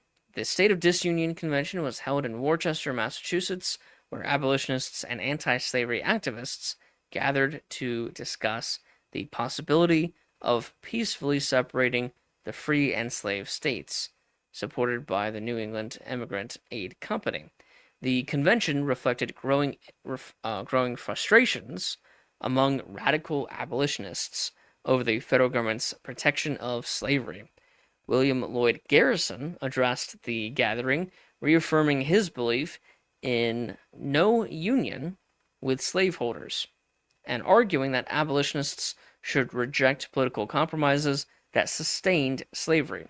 The convention represented the most radical wing of the anti-slavery movement, which viewed the Union itself as complicit in slavery, even as most anti-slavery Americans continued to seek reform within the existing constitutional system. You have the Enabling Act of Minnesota in preparation of turning it into a state, a free state. And then you have the Tariff Reduction Act of 1857. So this reduces the import duties from 20 to 15%, but it doesn't come in time for the Panic of 1857. So this concludes the section on Bleeding Kansas, 1853 to 1857, which is the Pierce administration. So now let's go into the third and final section of this chapter, which is called A House Divided, and it covers the Buchanan administration from 1857 to 1860. And so these years were defined by constitutional disintegration, beginning with Dred Scott v. Sanford, which declared that Congress had no power to restrict slavery in the territories that the black Americans were not citizens with rights white men had to respect, provoking fierce responses from abolitionists like Frederick Douglass, who condemned the ruling as morally bankrupt. Economic instability deepened political frustration with the Panic of 1857, while the Lecompton Constitution controversy exposed the fraud of popular sovereignty. Sectional ideologies solidified through rhetoric like James Hammond's "Cotton is King" speech asserting Southern economic supremacy, William Seward's irrepressible conflict framing slavery and freedom as incompatible systems, and Lincoln's "A House Divided" address declaring the Union could not endure permanently half slave and half free. Such themes were visible in the Lincoln-Douglas debates, which made the two men national figures. By 1859, 1860, events raced toward irreconcilable conflict, as John Brown's raid on Harper's Ferry terrified the South. Mass political mobilization surged with groups like the Wide Awakes, and the election of 1860 became a referendum on the Union itself, making disunion no longer a theory, but an impending reality. Ooh, now we're getting close to the start of the Civil War. And so, the very first document that we include is Buchanan's inaugural address on March 4th, 1857. Buchanan called for national unity, go figure, defended the Constitution, expressed confidence that the controversy over slavery in the territories would soon be settled by the Supreme Court. He's referring, of course, to the Dred Scott decision. He pledged to preserve the Union, ironically, and enforce federal law, believing that judicial resolution would end the sectional conflict that had intensified during the Pierce administration. So he is going to be talking too soon, because pretty much none of what he talks about comes true. So you have the infamous, the worst, this is the absolute worst Supreme Court decision ever. Dred Scott decision. And I have a video here by Mr. Beat. Check out his channel and subscribe. And it's just a summary of the Dred Scott decision, talking about the facts of the case and then what the final decision was. But this Supreme Court decision, Dred Scott v. Sanford, ruling that people of African descent, whether enslaved or free, were not citizens of the United States and therefore could not sue in federal court. Writing for the majority, Roger Brooke Taney further held that Congress lacked the constitutional authority to prohibit slavery in the federal territories, declaring that Missouri Compromise unconstitutional. The decision was celebrated by many Southerners, but condemned throughout much of the North as a sweeping victory for the slave power. Rather than settling the sectional conflict, the ruling intensified national divisions, strengthened the emerging Republican Party, and became one of the most consequential Supreme Court decisions in American history. Whew. Yeah, there's a lot to that Supreme Court decision, and it is a hefty Supreme Court decision. It is very long. So this is continuing from that. You have William Walker arrested by the U.S. Navy, and he will return back to Nicaragua later.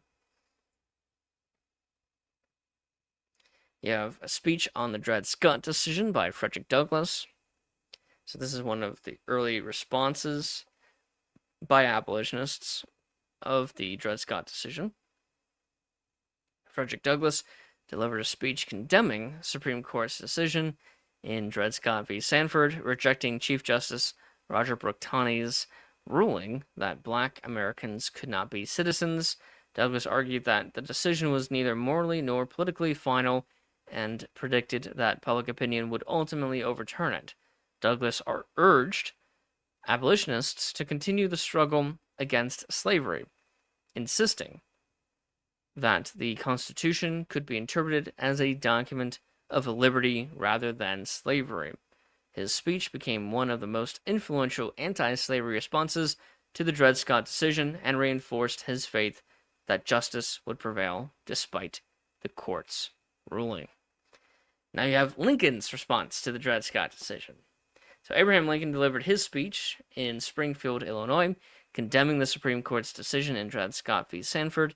Lincoln rejected the court's conclusion that black Americans could not be citizens and argued that Congress retained the authority to restrict slavery in the territories, while acknowledging that the decision was binding on the parties involved. Lincoln maintained that it should not be accepted as a permanent political rule. He defended the principles of the Declaration of Independence and warned that accepting the decision without challenge threatened both free institutions and the future of the nation. At the Panic of 1857, a severe economic downturn triggered by the failure of the Ohio Life Insurance and Trust Company in August, leading to the collapse of banks, businesses, and railroads across the United States. Falling grain prices over expansion of the railroad industry and declining international demand for American exports deepened the financial crisis. The panic struck the industrial North particularly hard, while much of the cotton-dependent South weathered the recession more successfully, reinforcing sectional disagreements over economic policy. The downturn revived demands for higher protective tariffs and intensified political divisions on the eve of the Civil War. You have the Mountain Meadows Massacre, which occurred in southern Utah Territory when a group of Mormon militia members and the Paiute allies attacked the Baker Fancher emigrant wagon train traveling to California. After a siege, the attackers killed approximately 120 men, women, and children, sparing only a few young children. The massacre took place amid rising tensions between the federal government and the Church of Jesus Christ of Latter-day Saints during the Utah War. Local Mormon leaders, including the militia commander John Doyle Lee, played central roles in the attack, though responsibility and the extent of higher leadership involved remained subjects of controversy.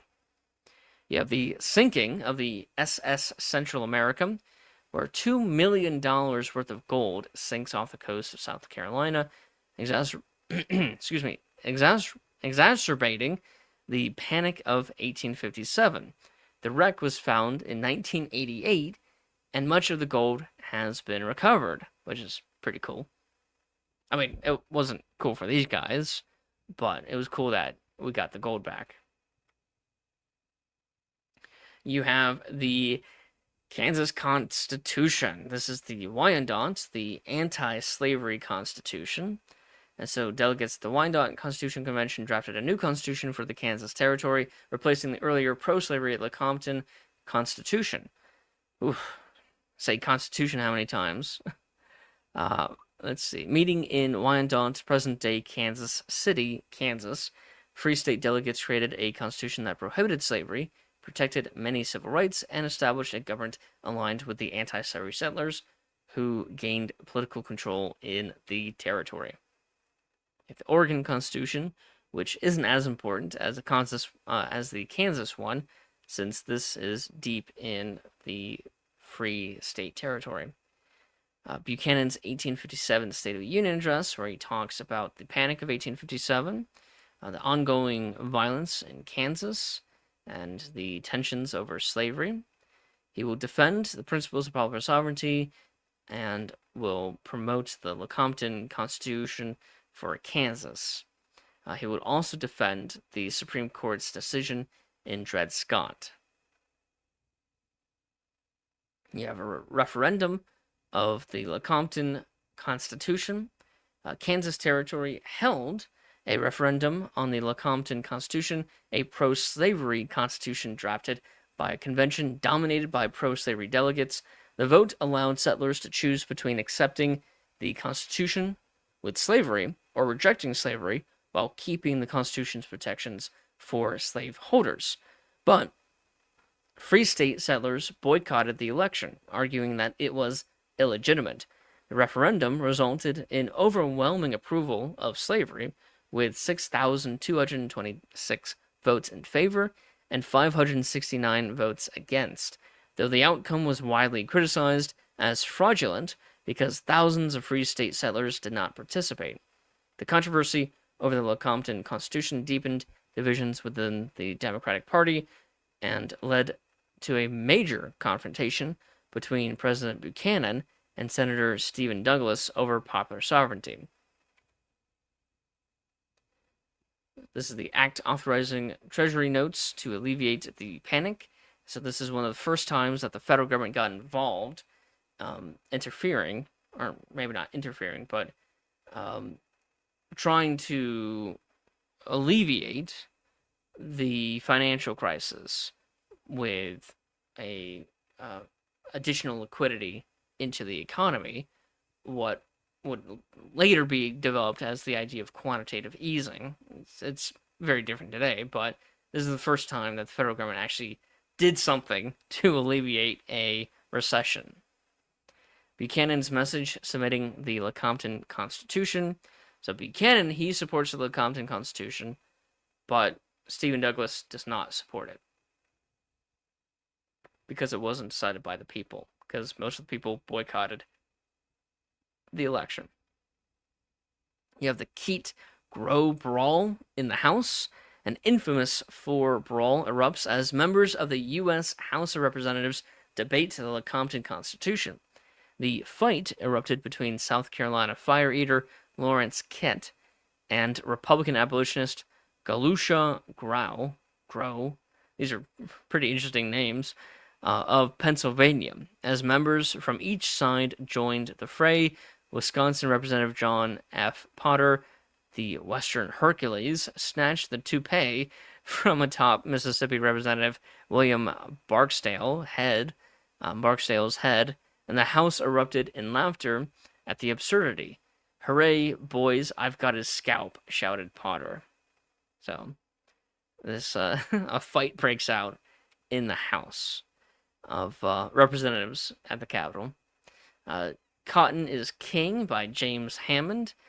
James Hammond is a South Carolina senator, and he will declare that cotton is king, arguing that Southern cotton economy made the region indispensable to the world and immune to Northern threats. He defended slavery as the foundation of this prosperity, claiming enslaved laborers were better cared for than Northern wage workers. The speech reinforced Southern confidence in slavery's permanence and deepened sectional tensions on the eve of the Civil War.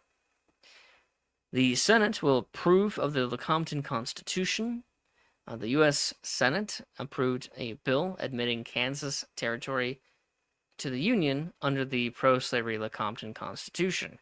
This does not get past the House, though, as the House will resubmit the Lecompton Constitution back to Kansas to be voted on by the people. If the people don't vote for it, then the territory will remain a territory and not become a state.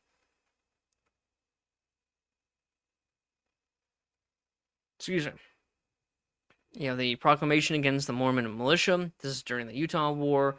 Buchanan will make a proclamation denouncing the activities of the Mormon militia. You have the English Act, which is the compromise over the disputed admission of Kansas Territory under the pro-slavery Lecompton Constitution. The act offered Kansas immediate statehood with a large federal land grant if voters accepted the Constitution, but required the territory to remain under territorial status if they rejected it. The measure was supported by President Buchanan and Southern Democrats, but opposed by Northern Democrats, by Stephen Douglas, and Republicans, who argued that it pressured voters into accepting a pro-slavery constitution. Kansas voters rejected the Lecompton Constitution in August in a referendum, delaying statehood. The admission of Minnesota as the 32nd state, and it will be a free state. Minnesota's constitution. You have the treaty with the Sioux. The several Sioux bands ceded additional lands in Minnesota and the surrounding region to the federal government. The agreement continued the process of indigenous land dispossession as white settlement expanded following Minnesota's admission as a free state. The treaty provided financial payments and other benefits to the Sioux in exchange for territorial concessions, but disputes over payments, treaty obligations, and increasing settler pressure contributed to worsening relations between the Sioux and the United States. These tensions would later contribute to the outbreak of the Dakota War in 1862 during the Civil War. You have the Marais des Cygnes, I am not a French speaker, massacre, where pro-slavery forces led by Charles Hamilton attacked anti-slavery settlers in the place in Kansas, killing 5 men in one of the bloodiest events of the Bleeding Kansas conflict. The massacre intensified national outrage over the violence surrounding slavery and heightened tension that would eventually lead to the Civil War. Now we get to an amazing, amazing speech. This is just one of the best speeches ever. in U.S. history. This is a House divided by Abraham Lincoln. Upon accepting the Illinois Republican Party's nomination for U.S. Senate, Abraham Lincoln declared that the nation could not endure permanently half slave and half free. Lincoln warned that the country faced an existential crisis over slavery, framing the sectional conflict as a moral and political struggle that would shape the survival of the Union. So he says, the Union cannot, persist as a half free and half slave society. One has to conquer the other. Which one does he want to conquer the other? He wants the free side to conquer the slave side. Abraham Lincoln was an abolitionist. Stop saying that he wasn't an abolitionist. I don't know why you have historians out there saying that Abraham Lincoln was not advocating for abolition. He absolutely was. What people get confused is when Abraham Lincoln says that he, as president, does not have sole unitary executive authority to just abolish slavery all by himself. All the times where he talks about not abolishing slavery, he's talking in relation to his power as president. And no, the president alone does not have the power to abolish slavery. The only institution in our society that has the power to do something like that is the legislature on the state and federal level when it comes to amending the Constitution. The president by himself does not have the authority to abolish slavery. That does not mean that Abraham Lincoln did not want to abolish slavery. He absolutely did want to abolish slavery. So stop saying that he wasn't an abolitionist. He absolutely was. He's one of the best. To me, he's equal to Washington. Washington and Lincoln are, to me, tied for being the best president of, and I'm leaning more towards Lincoln the more I learn about him. I am leaning more towards Lincoln. But, Washington, he's still, the founder, the father of the country. So he deserves some credit for that. And he sets the precedent for the presidents. And so that also is important. And so to me, Washington, Lincoln, best top two presidents in the country. Here's the Treaty of Tientsin, which is with China, which opened up the trade with China. And this expanded America's interest in East Asia. You have Stephen Douglas's campaign speech in Chicago, where Stephen Douglas delivered a campaign speech in Chicago during his re-election campaign for the U.S. Senate against Abraham Lincoln. Douglas defended his doctrine of popular sovereignty, arguing that the people of each territory had the right to determine their own institutions, including slavery. Douglas criticized the Republican Party as a sectional organization and defended the principles of the Kansas-Nebraska Act. The speech helped set the stage for the famous Lincoln-Douglas debates later that summer, where the two candidates debated the expansion of slavery, the meaning of the Declaration of Independence, and the future of the Union. Here's Lincoln's response to Stephen Douglas. So Abraham Lincoln delivered a speech in Chicago responding to Stephen Douglas's campaign address from the previous day. Lincoln criticized Douglas's doctrine of popular sovereignty, arguing that allowing territories to decide the slavery question did not address the moral issue of slavery's expansion. Lincoln argued that the nation could not remain permanently divided between freedom and slavery, and warned that the principles behind the Dred Scott decision threatened to nationalize slavery. The speech helped launch the broader debate between Lincoln and Douglas that culminated in their famous 7 Lincoln-Douglas debates during the 1858 Illinois Senate campaign. We have the referendum in Kansas in August, where the Lecompton, that's the pro-slavery constitution, is rejected by the people of Kansas. Also in August, you have the first Ottawa Lincoln-Douglas debate, and I'm not going to summarize every single one of them. You know what? Yeah, I will. The debate at Ottawa, Illinois focused primarily on the expansion of slavery, popular sovereignty, and the future of the Union. Douglas defended his doctrine of popular sovereignty, arguing that settlers in each territory had the right to decide whether to allow slavery, and criticizing Republicans for opposing the self-government of territories. He also accused Lincoln of seeking racial equality and warned that Republican policies threatened the Union. Lincoln argued that Douglas's position allowed slavery to expand and criticized the idea that a territory could lawfully choose to establish slavery.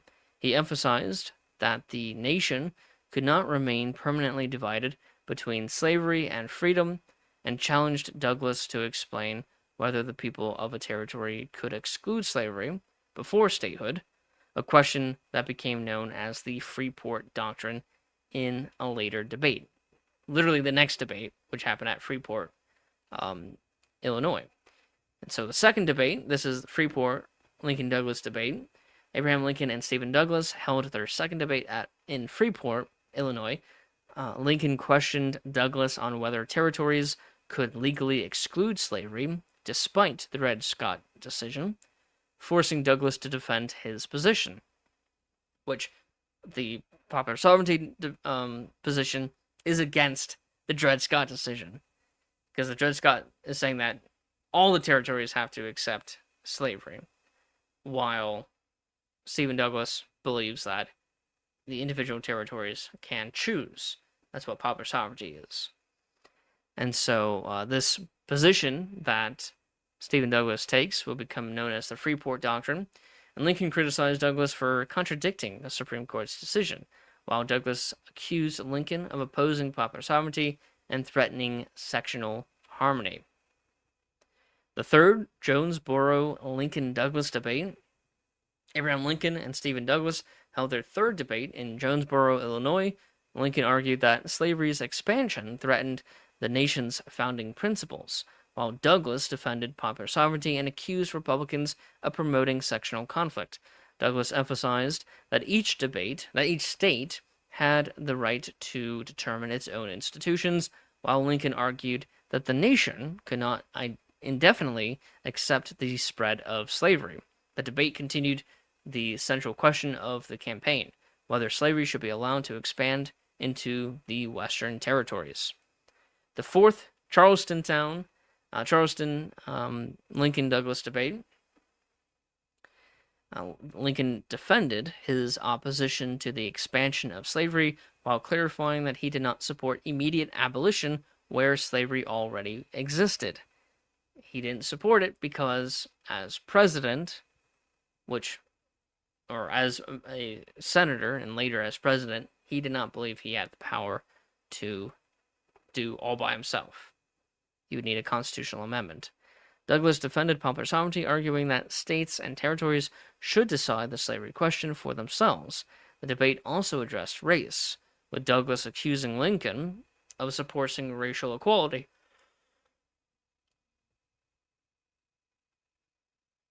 which Lincoln argued that opposition to slavery's expansion was consistent with preserving the principles of the Declaration of Independence. So a lot of people will look at this and show that, Lincoln does not believe that black people can live in the United States equal to white people. And you have to keep in mind that this is a debate Lincoln's trying to win, and a lot of people are racist, and they don't support the equal treatment.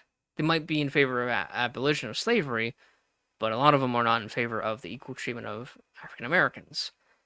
However, if you look back at the response to the Dred Scott decision written by Abraham Lincoln, he argues that black people are citizens deserving of equal rights and should be treated as equal.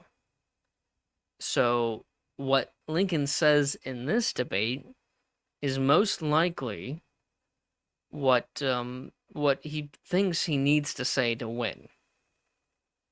Because in other places, he advocates for the equal treatment of African Americans, and he doesn't really talk outside of something like this about how blacks and whites can't coexist with each other.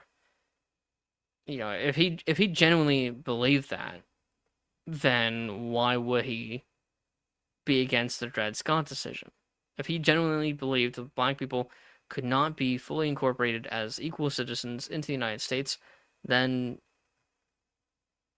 wouldn't he be in favor of the Dred Scott decision instead of being opposed to it? I don't know.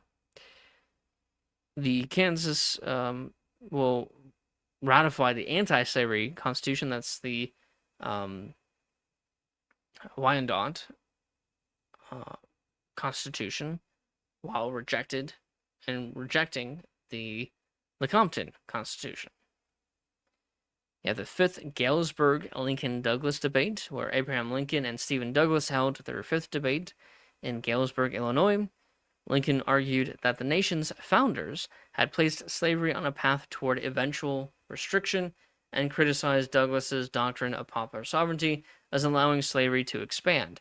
Douglas defended popular sovereignty, arguing that each community had the right to determine its own institutions and accusing Lincoln of promoting sectional division.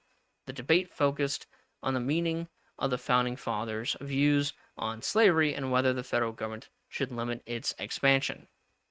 At the sixth Quincy Lincoln-Douglas debate, Lincoln criticized Douglas's popular sovereignty doctrine, as he does in every single one of these debates, and argued that the nation could not permanently accept the expansion of slavery while maintaining its founding principles. Douglas defended his position that territories had the right to defend their own institutions and accused Lincoln of promoting sectional hostility. So it's the same debate. The debate focused on slavery's expansion, the meaning of the Declaration of Independence, and whether the federal government had the authority to restrict slavery in the territories. I got the seventh, the Alton Lincoln-Douglas debate. Abraham Lincoln and Stephen Douglas held their final debate in Alton, Illinois. Lincoln argued that slavery's expansion threatened the nation's founding ideals and criticized Douglas's popular sovereignty as a means of allowing slavery to spread. Douglas defended the right of states and territories to determine their own institutions and accused Lincoln of seeking racial and sectional conflict. The debate concluded their Senate campaign, which elevated both men to national prominence and intensified the national debate over slavery. Now you have the irrepressible conflict by William Seward. William H. Seward delivered his irrepressible conflict speech in Rochester, New York, arguing that the nation could not permanently continue divided between a free and slave society. Pretty much paraphrasing Abraham Lincoln's House Divided speech, Seward declared that the conflict between slavery and freedom was a fundamental struggle that would eventually determine the nation's future. You have Buchanan's 1858 State of the Union, where he's talking about the same things, addressing the sad state of the economy, which is still going through the recession, or having the aftermath of the recession of 1857, dealing with foreign affairs, like with William Walker. Buchanan defended his administration's support of the Lecompton Constitution and criticized Stephen Douglas for opposing it, and argued that Kansas should be admitted as a state under a legitimate constitutional process, that is, a pro-slavery one. Buchanan also defended the principles of Dred Scott's decision, arguing that the Supreme Court has settled the constitutional status of slavery in the territories. Yikes. Buchanan. One of the worst presidents ever. Speech upon the Foreign Slave Trade by L.W. Spratt. Leonard Withington Spratt delivered his speech upon the foreign slave trade before South Carolina House of Representatives, arguing in favor of reopening the African slave trade. Spratt claimed that slavery was a positive institution and that importing enslaved Africans, would strengthen the South's economy and society. The speech represented the growing radicalism of Southern fire eaters who rejected earlier compromises and sought to expand and defend slavery as a permanent system. You have John Brown's Missouri raid. John Brown led a raid in the Christmas of 1858 to liberate enslaved people.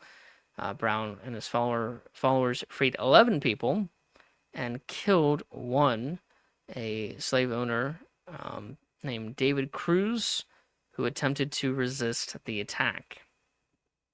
The raid intensified sectional tensions, with abolitionists viewing Brown as a liberator and many Southerners portraying him as inciting slave revolt.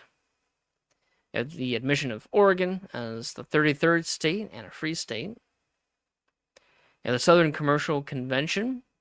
The Southern Commercial Convention met in Vicksburg, Virginia, to discuss the economic interests and future development of the South.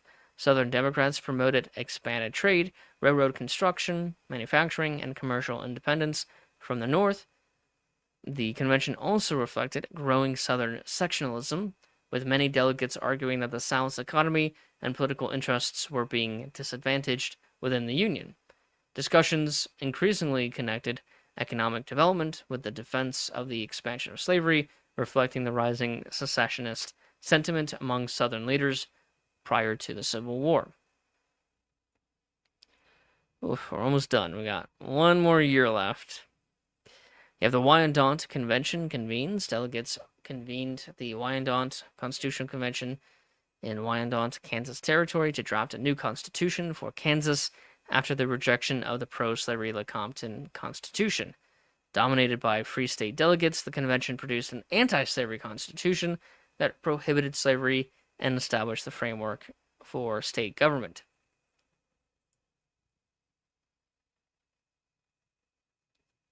Oh my goodness. Almost done. It's been over 2 hours, but we're almost done. You have the dividing line between federal and local authority, popular sovereignty in the territories, written by Stephen Douglas. Douglas argued that the federal government's role was limited to protecting constitutional rights, while territorial settlers should decide for themselves whether to permit slavery. Douglas defended his position after the controversy over the Lecompton Constitution and his break with President Buchanan, arguing that neither Congress nor outside political forces should impose slavery or prohibit it in the territories. You have the Mudsill by Abraham Lincoln.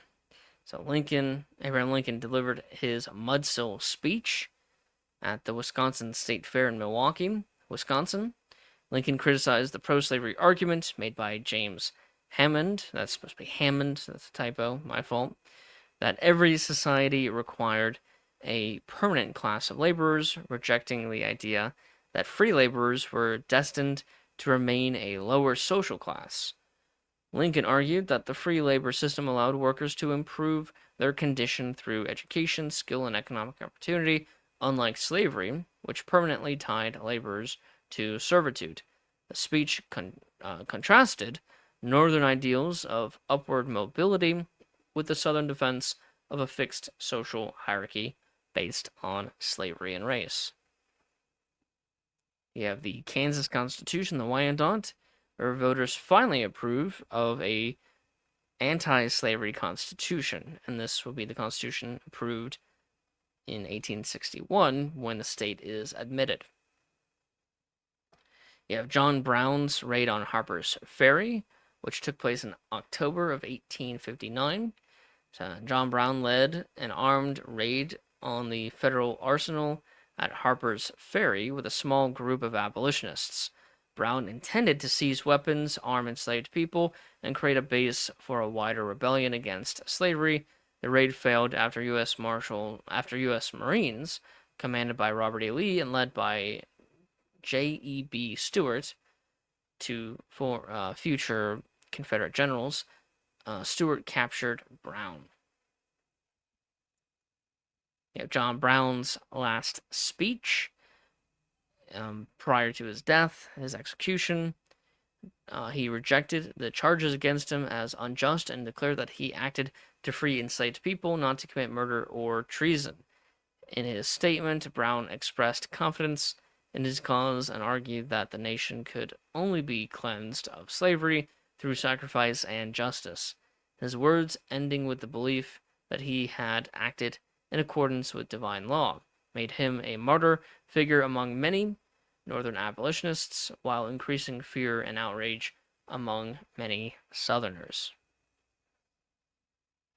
At this time, we also have the publication of On the Origin of Species by Charles Darwin, which revolutionized biology and how we understand the evolution of species. And this is happening at the same time as John Brown being executed. So it's interesting how historical events overlap. John Brown's execution happened on December 2nd, 1859, and John Brown was executed by hanging in Charlestown after being convicted for treason against Virginia, murder, and inciting slave insurrection following his Harper's Ferry raid. His execution intensified sectional divisions, with many Northerners honoring him as an abolitionist martyr, while many Southerners viewed him as a symbol of violent abolitionist aggression. I'm almost done. Just this couple, pretty much a year left. Buchanan's 1859 State of the Union. Same thing, talking about the recovery of the economy after the Panic of 1857, John Brown's raid, Dred Scott ruling, pretty similar. You have Who Would Not Be John Brown, written by Lydia Maria Child. And this will popularize the martyr image of John Brown in the North. So John Brown is very much considered a martyr by Northerners. The Alabama Platform. Alabama Democrats adopted the Alabama Platform, declaring that slaveholders had the constitutional right to take enslaved people into the territories and demanding federal protection for slavery's expansion. The platform rejected popular sovereignty as insufficient protection for Southern rights and called for the Democratic Party to uphold a stronger pro-slavery position. It reflected the growing radicalism of Southern Democrats and contributed to the party's split at the 1860 DNC. The Alabama resolution to hold a secession convention if a Republican won the election. The Alabama legislature adopted a resolution declaring that if a Republican candidate won the presidential election, Alabama will hold a convention to discuss secession from the Union.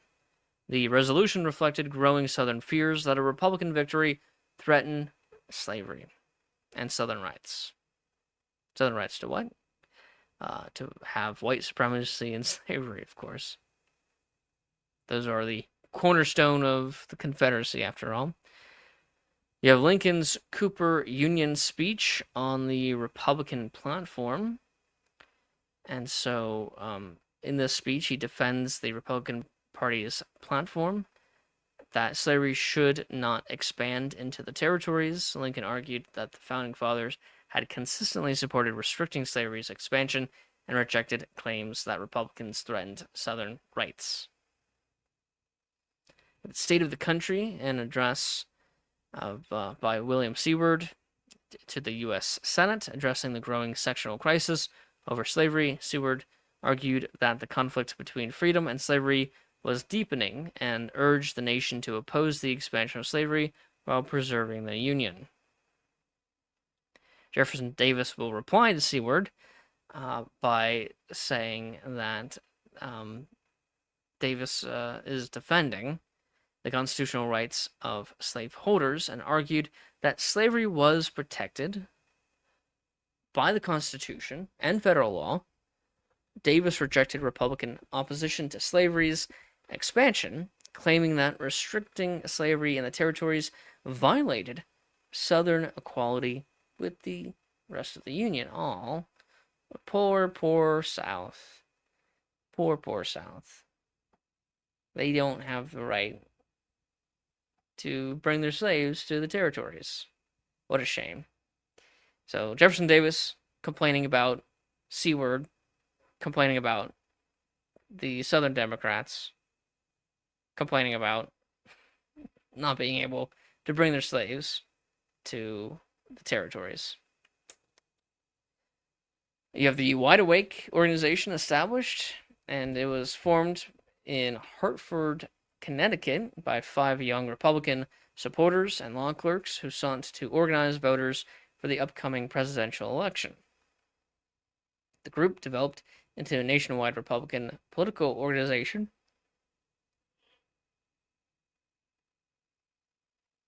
Excuse me. Known for its nighttime marches, uniforms, and support for Abraham Lincoln.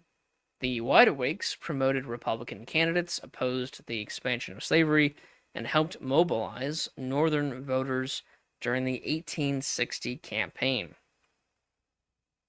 Now, the House Committee formed to investigate corruption claims on Buchanan.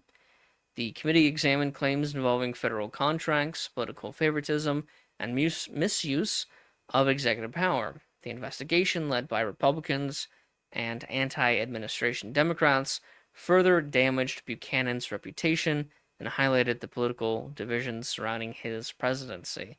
The committee investigation concludes in June with no charges.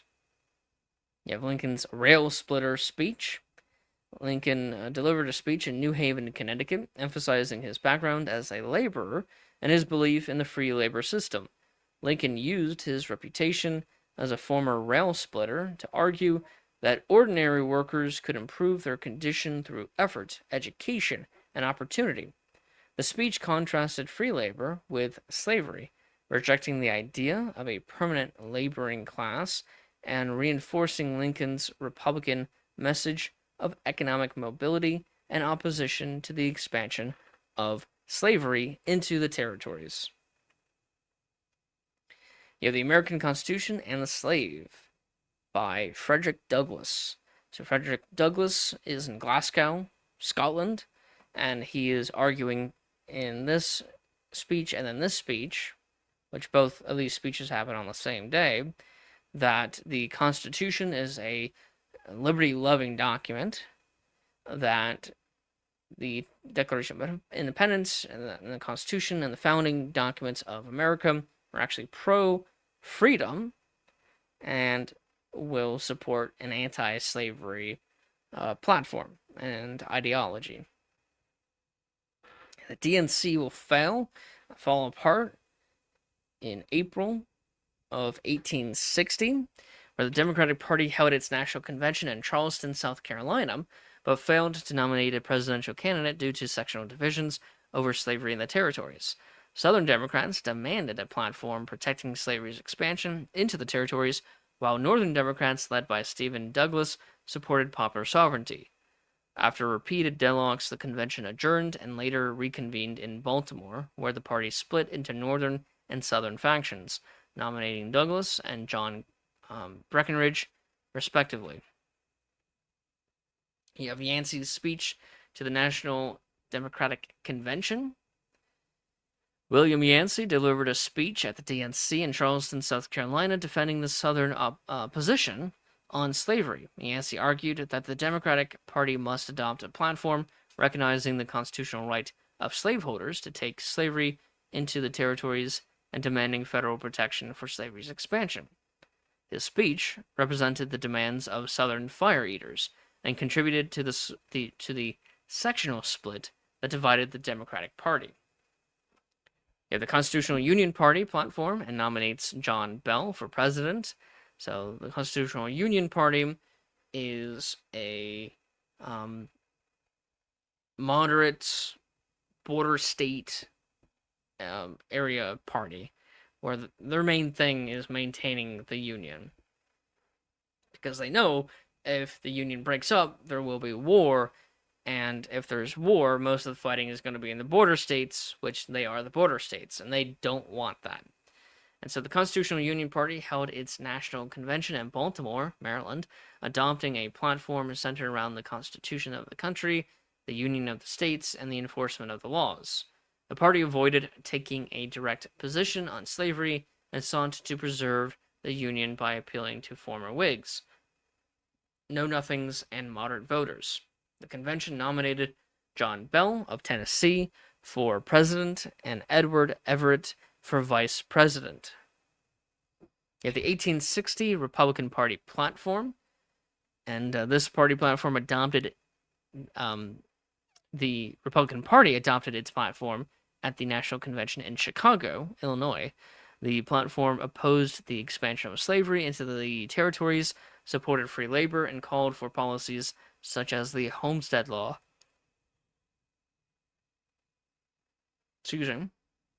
Protective tariffs, and internal improvements. The platform affirmed that slavery was a local institution, protected where it already existed, but rejected efforts to extend it into federal territories. Then you have the RNC, which nominates Abraham Lincoln for president, and he will support the platform. A leading contender was William Seward, but Lincoln takes it because he's seen as more of a moderate. And the convention will nominate Hannibal Hamlin for vice president. Lincoln's address accepting the nomination, he's just saying that he's going to uphold the platform of the party. And while the election cycle is going on, you have the census, which happens. And so the 1860 census is done, and although it won't be published until 1861, and so I have a video by Jeffrey the Librarian. If you want to check out his channel and watch this video, you can.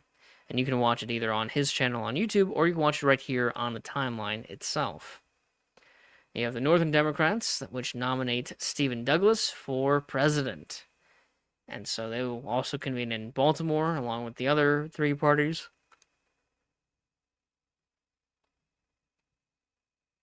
Southern Democrats and the Constitutional Union Party, while the Republican Party is the only one to be in Chicago, Illinois.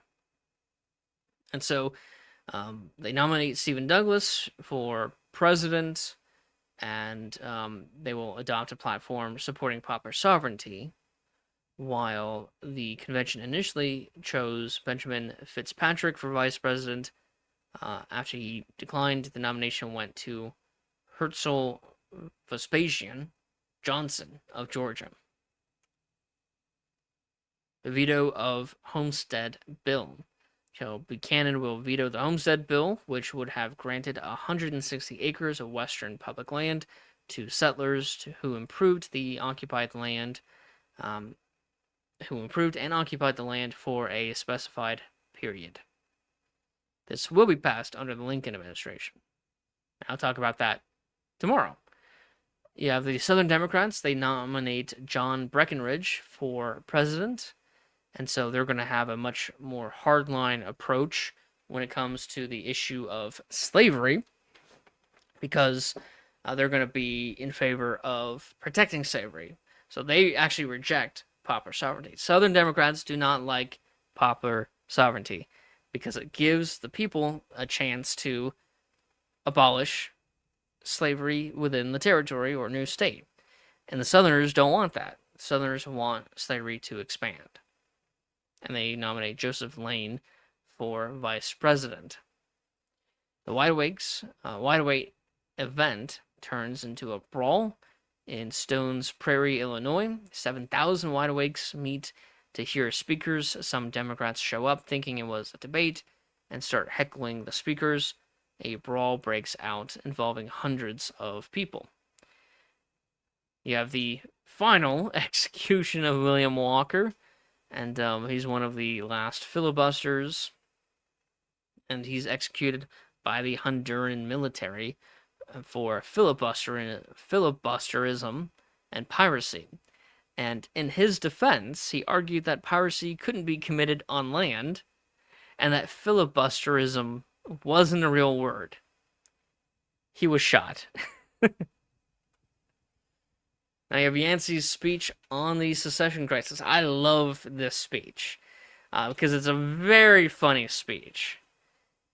I mean, it's very serious for the time, but in retrospect, it's very funny. So at the beginning of the speech, he argues that, slavery is a part of the problem. It's an issue. It's not the whole issue. It's one of three main issues: slavery, the Union, and finance. Those are the three unions over the umbrella issue of a constitutional crisis. So the main thing is the constitutional crisis, and then you have these three issues below that. Well, later in the speech, he does a complete 180. He rejects the finance issue. He says that the South doesn't care about dollars and cents. He only cares about its honor.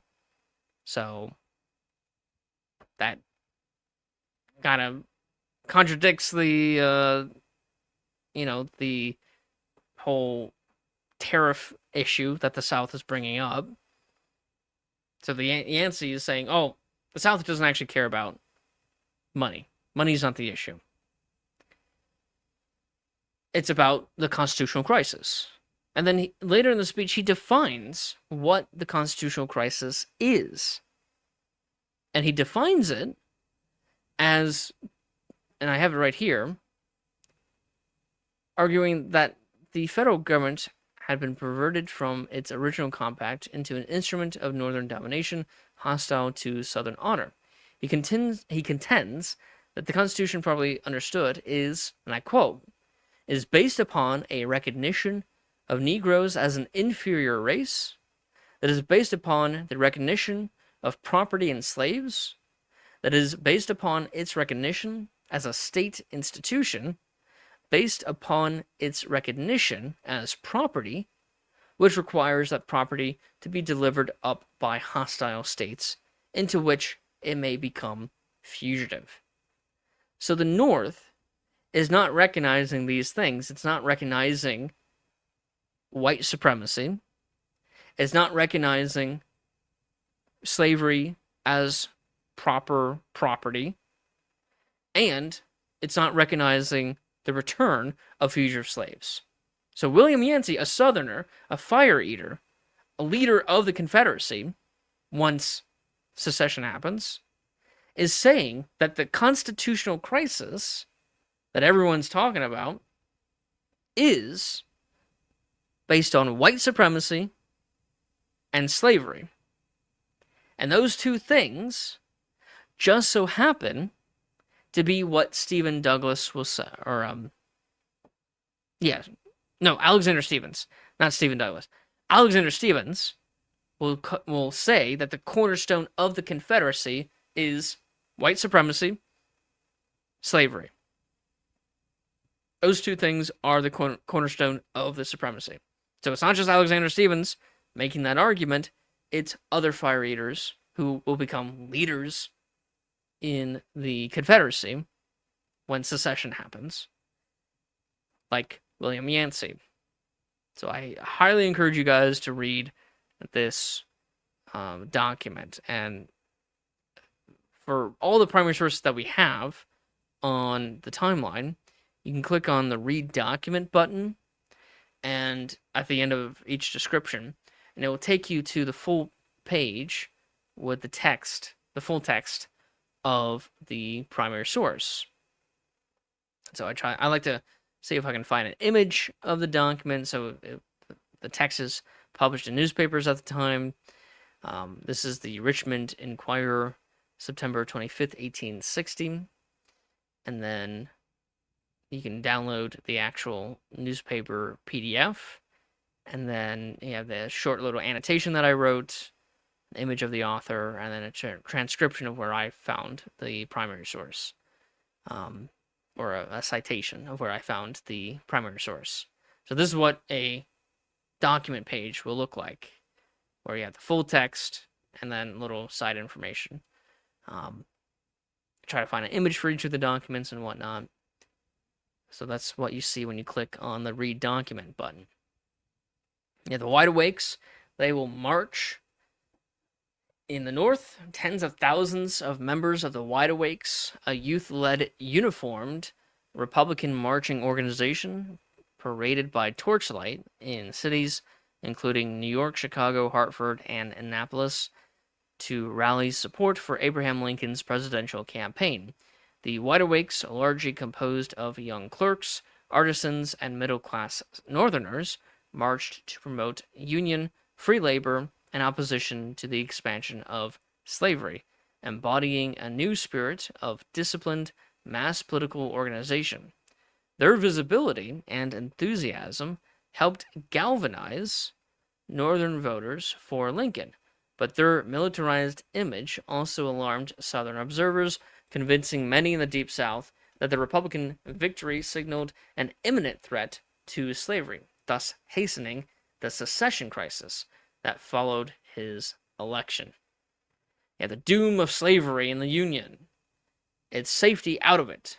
John Townsend, a South Carolina planter, political writer, and secessionist advocate, a fire eater, published The Doom of Slavery in the Union, Its Safety Out of It, arguing that slavery could no longer be secure within the United States. Townsend claimed that Republican opposition to slavery's expansion threatened the institution's future, and argued that Southern independence through secession was necessary to protect slavery. The work reflected the growing secessionist sentiment in the South during the final weeks before the 1860 election. And now we get to the very last event, very last thing in this chapter, which is the election of 1860, which took place on November 6, 1860. And Lincoln, it's a four-way race, and Lincoln wins. He defeats Stephen Douglas, who is a Northern Democrat, John Breckinridge, who is a Southern Democrat, and John Bell, who is a Constitutional Union candidate. So Lincoln wins, plurality, and he will become the President of the United States. It is crazy. Man, we have finally gotten through this chapter. It only took 2.5 hours, which is an hour less than the, chapter 4, Join or Die. That's simply because that's my favorite chapter, and I have so much to talk about when it comes to the lead up to the American Revolution. But so this chapter, chapter 12, talked about the sectional crisis, the 12 years leading up to the American Revolution. Pretty similar to chapter 4, Join or Die, which is 12 years leading up to the American Revolutionary War. So I think that's just a coincidence that they're both 12 years long. And so this chapter 12 of the compendium is the first chapter of the Emancipation era. Second chapter of the Emancipation era, chapter 13, is going to be on Civil War, which I'm going to be talking about tomorrow. So stay tuned for that, and I'll hopefully have a guest speaker for that. We'll see. I was supposed to have a guest speaker for today. It didn't work out, sadly. But so thank you so much for watching. And I hope that you support our charity. Check out our website, which has this resource. It's completely free for you guys to use. There's no ads. There's no special permission needed for the compendium, which is this resource that I've been showing you during these live streams. There's no, paywall or anything like that. But if you do want to financially support us, you can. We are a 501c3, an educational nonprofit, and so all donations are tax deductible. And I hope you consider it, and I hope to see you tomorrow on tomorrow's live stream. Please send a comment and let me know what you guys think about this resource. Does it help you learn new things about our old past? And if there's anything missing, let me know. I'm always looking to add more to it. So thank you again for watching. I hope to see you tomorrow, and have a nice day.